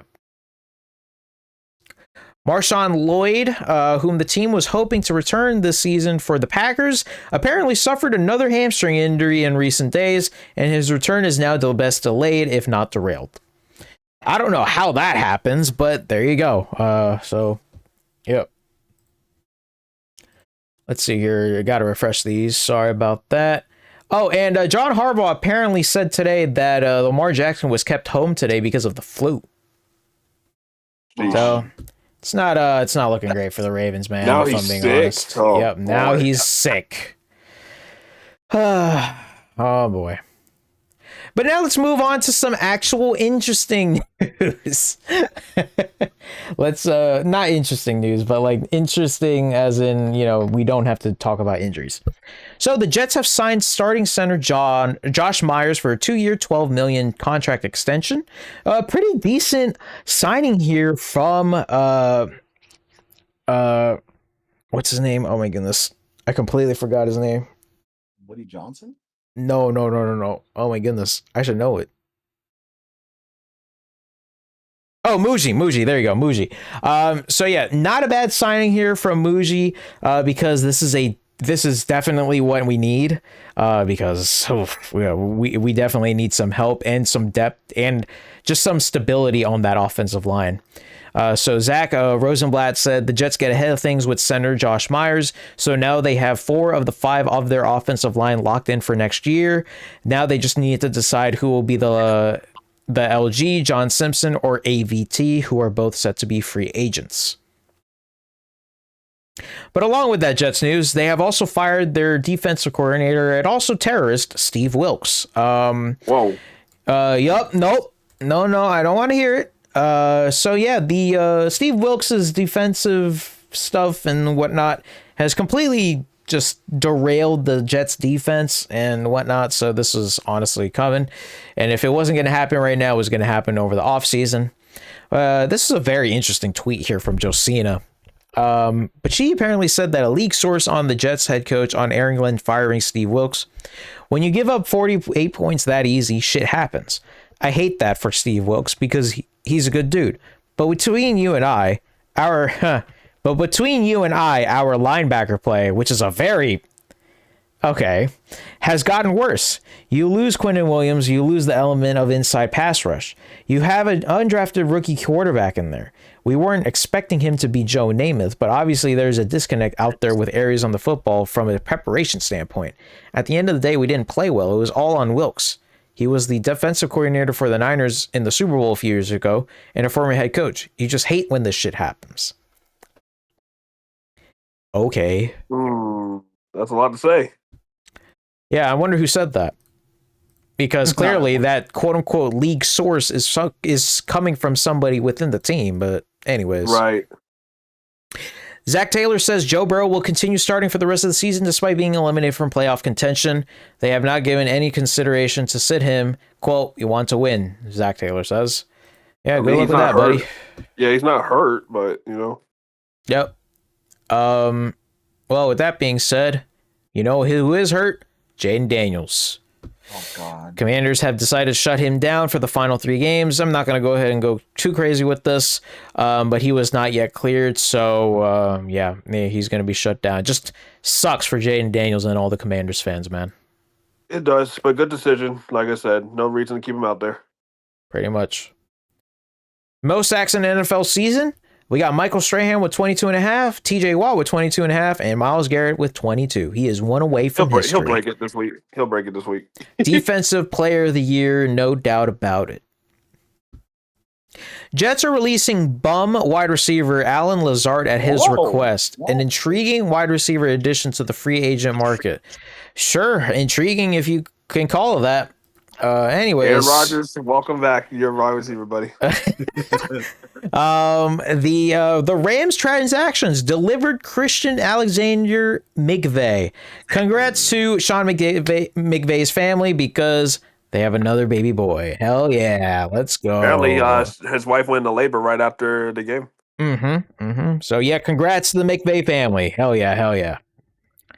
I like that they called it a Rams transaction. Yep. Snoop Dogg is performing the halftime party during the Lions-Vikings game on Christmas on Netflix. Oh, heck no. Love Snoop Dogg. I love Snoop. Yeah. Not the oh heck no. But yeah, there you go. Something to look forward to, I guess. Is he a Steelers fan? Yes. I think so. Okay. Yeah, he's a Steelers fan. Ian Rappaport tweeted this one out, which kind of came down with some controversy here.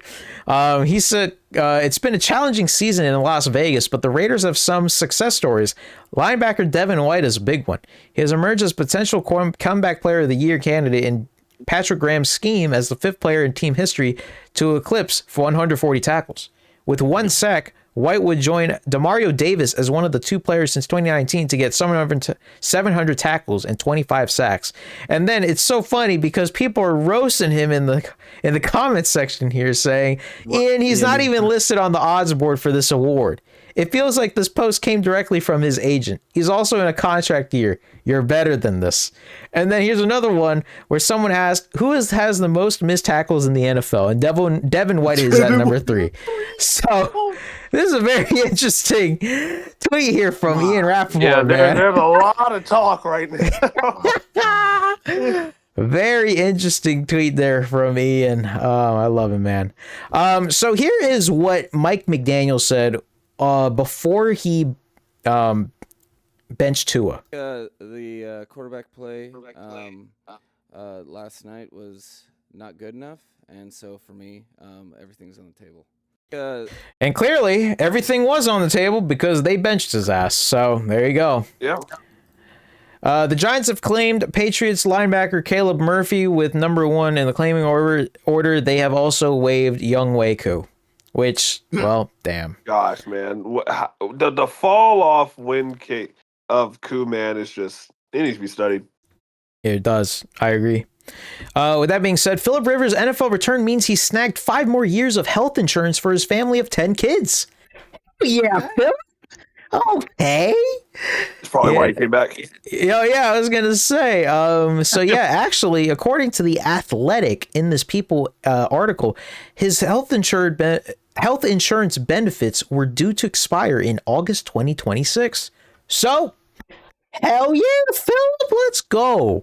Hell yeah. We got a couple more things here. Let's see here. We got, here we go. The NFL privately admitted to the Panthers that replay review reversed an on-field ruling of a 4th quarter catch by wide receiver McMillan. Interesting. Damn, the refs actually helped us out for one. Yeah, that's crazy. You didn't need it. I'll save my thoughts. I'll be nice. It's a kid-friendly stream. Anyway, go on. Jeremy Fowler said that the Jets have contract extended Jeremy Rucker. Hell yeah, Jeremy. Okay. Hell yeah. Hell yeah. And a couple more things here. We got Dolphins are also releasing pass rusher Matthew Judon. There you go. He's probably going to go to a playoff Patriots, team now. welcome back. And so now I would like to end off the Swift Stories to Know segment with this soundbite from Joe Burrow. He was asked, is there any world you're not going to be the quarterback of the Bengals next year? Let's listen. In your mind, where you're not the quarterback of the Bengals next year? I can't see that. No. Did you ever thought about the possibility of not being the quarterback here during your career, or You think about a lot of things. when you look at quarterbacks over the course of their time, great ones, Hayden, Brady, you kind of have to understand that you never know what this league will bring. And what did you learn from watching how their careers unfolded? Yeah, a lot of crazy things happen every year. Micah Parsons got traded right before the season, I think this year. That is something I hadn't seen in a long time in the NFL. So crazy things can happen. You think about a lot of things, huh? Okay, Joe. Let's see what happens this offseason. Oh boy. All right. Now let's move on to some fantasy football stuff, since we are done with the Swift stories to know. Let's go ahead and take a look at this bracket here, because the playoff bracket is as follows. RBM won against Emmett, Mac won against Coop, I won against Neptune, and Marcelo won against King, which means that the winner's bracket now includes Mac versus RBM and me versus Marcelo. Guys, whoever wins this goes to the grand final during week 17 of the NFL season. So good luck all the way through. And because we are going crazy over time here, we will go through these power rankings very quickly. So, are you guys ready for my power rankings for week 15 of the NFL season? Sure. Hopefully, there's no controversy with this one, but I feel like there may be still. So I'm going to go ahead and open up one that may be controversial. So here goes nothing. Number 10, guys, we got the Green Bay Packers. Okay. That's not really all that controversial. Okay. All right, good. Because the next team at number 9, we got the Jacksonville Jaguars, are now back in the top 10. Okay. Yeah, I can see them at 9. Yeah. Okay. Number 8 are the Houston Texans. Okay. Honestly, yeah. Yeah, I think they're better. Yeah. Okay. All right. Number 7 are the Chicago Bears. I can see an argument for that. Actually, we may have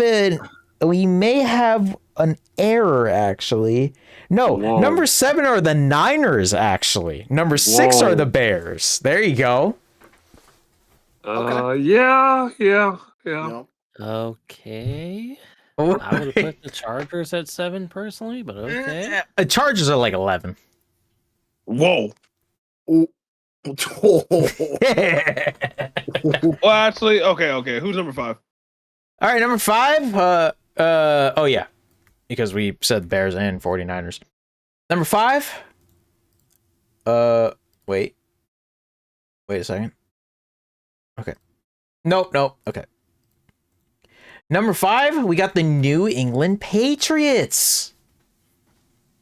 Yeah, because they lost to the Bills. Yep, Yeah. yep. Okay. Yep. Yeah. Well, you already know what that means. The Bills are number 4.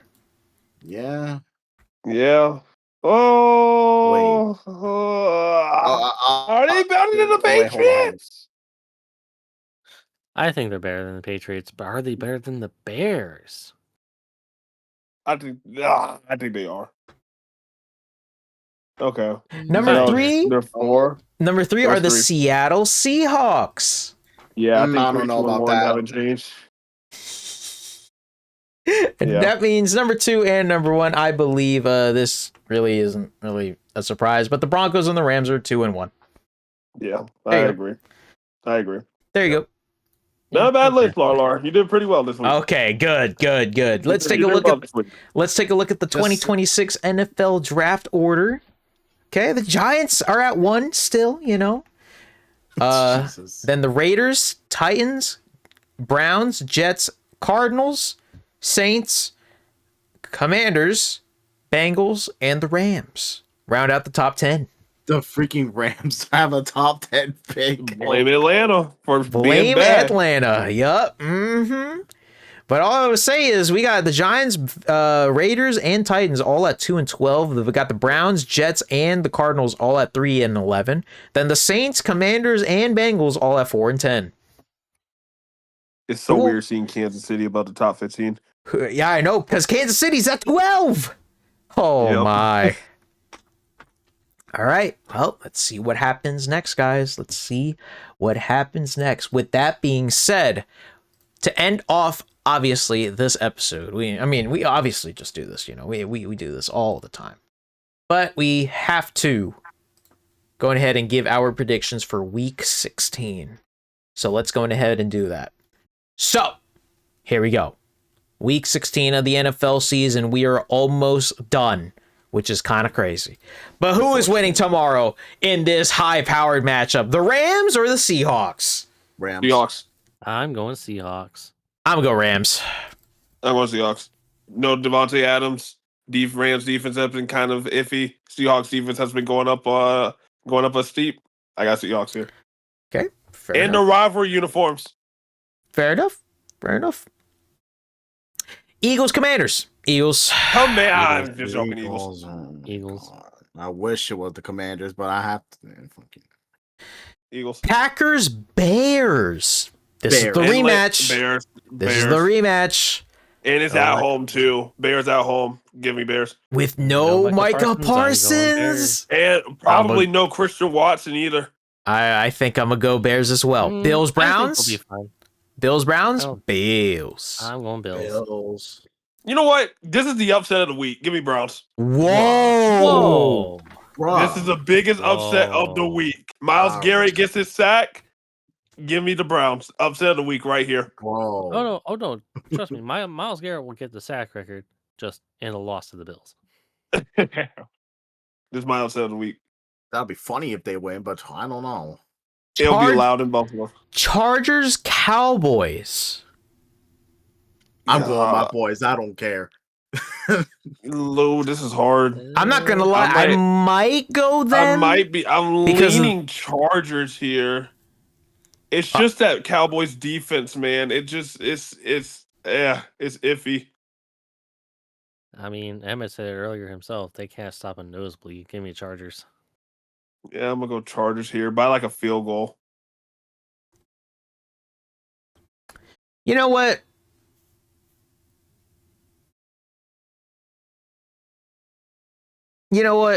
I'll go with Emmett here. Why not? I'll go with Emmett there. Damn. Yeah, I'll go with Emmett.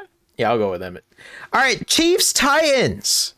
Chiefs. No, Chad Patrick Mahomes, Cam Ward, welcome to 3-12, buddy. Give me actually, Titans. yeah. What about the Titans winning this game? Titans here at home. Give me Titans. I'll actually go Titans here for once. All right, Titans. All right. I'm down. Tank Bowl, Jets, Saints. Hopefully the Saints. So I'm gonna go Saints. I got Jets here, low key. New York Jets, baby. Nope. Whoa. No. Actually, no. Give me Saints. Give me Saints. Actually, no. Yeah. Given the Tyler Shucks delusions, yeah, I'll probably go Saints. Give me Saints. Yeah. Vikings, Giants. Vikings. Unfortunately. Yeah, Vikings. All right, we're gonna save this one for the last. Hold on. I'm going upset here. Give me Giants. That's crazy. Okay. All right. Okay, sure. Bengals, Dolphins.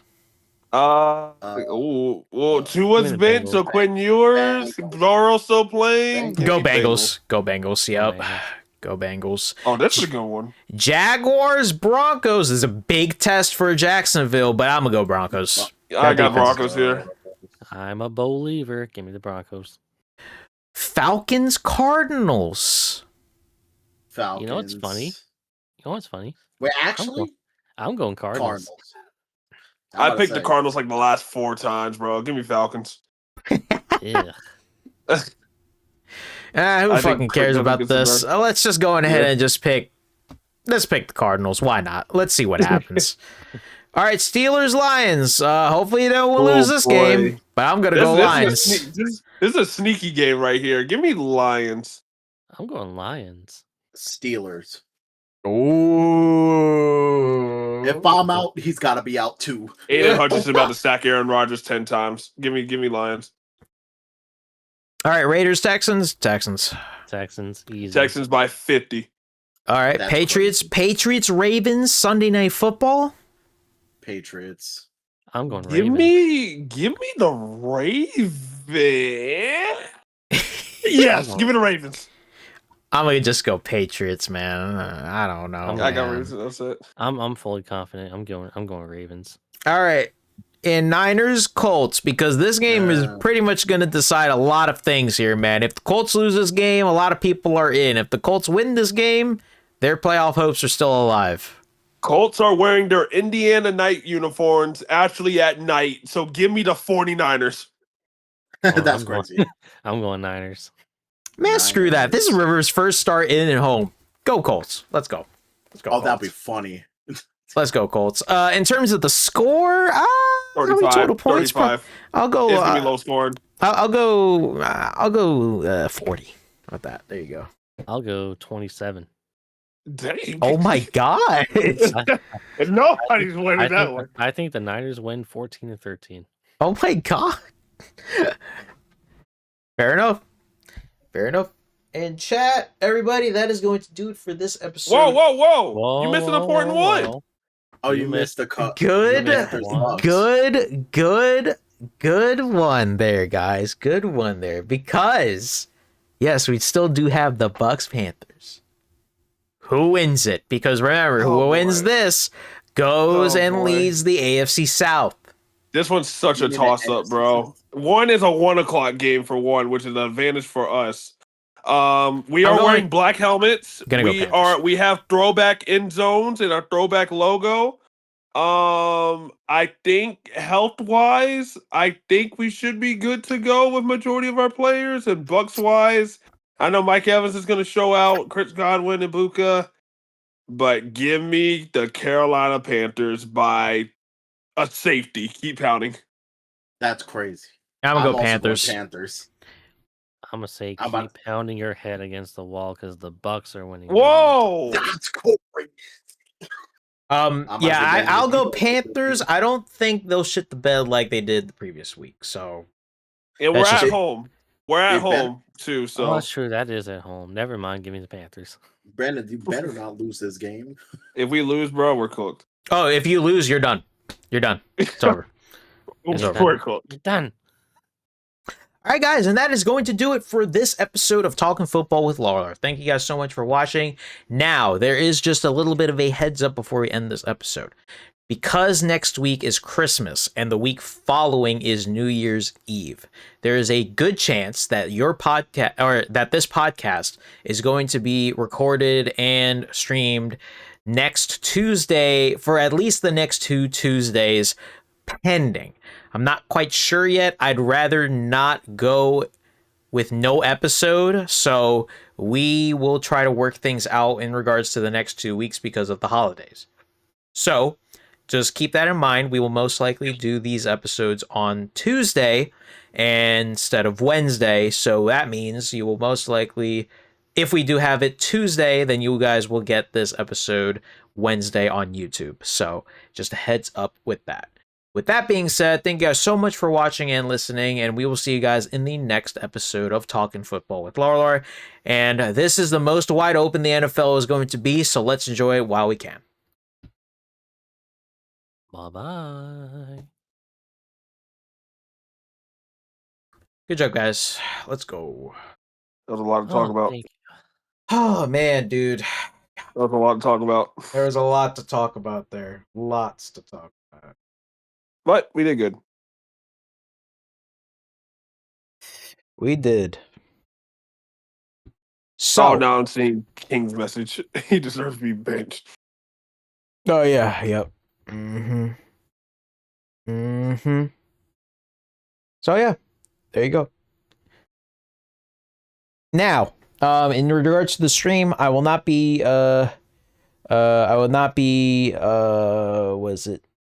I will be ending stream in a moment here, but yeah, thank you guys so much for listening and watching. But I do have to do a couple other things before I have to go to bed. So I'll see you guys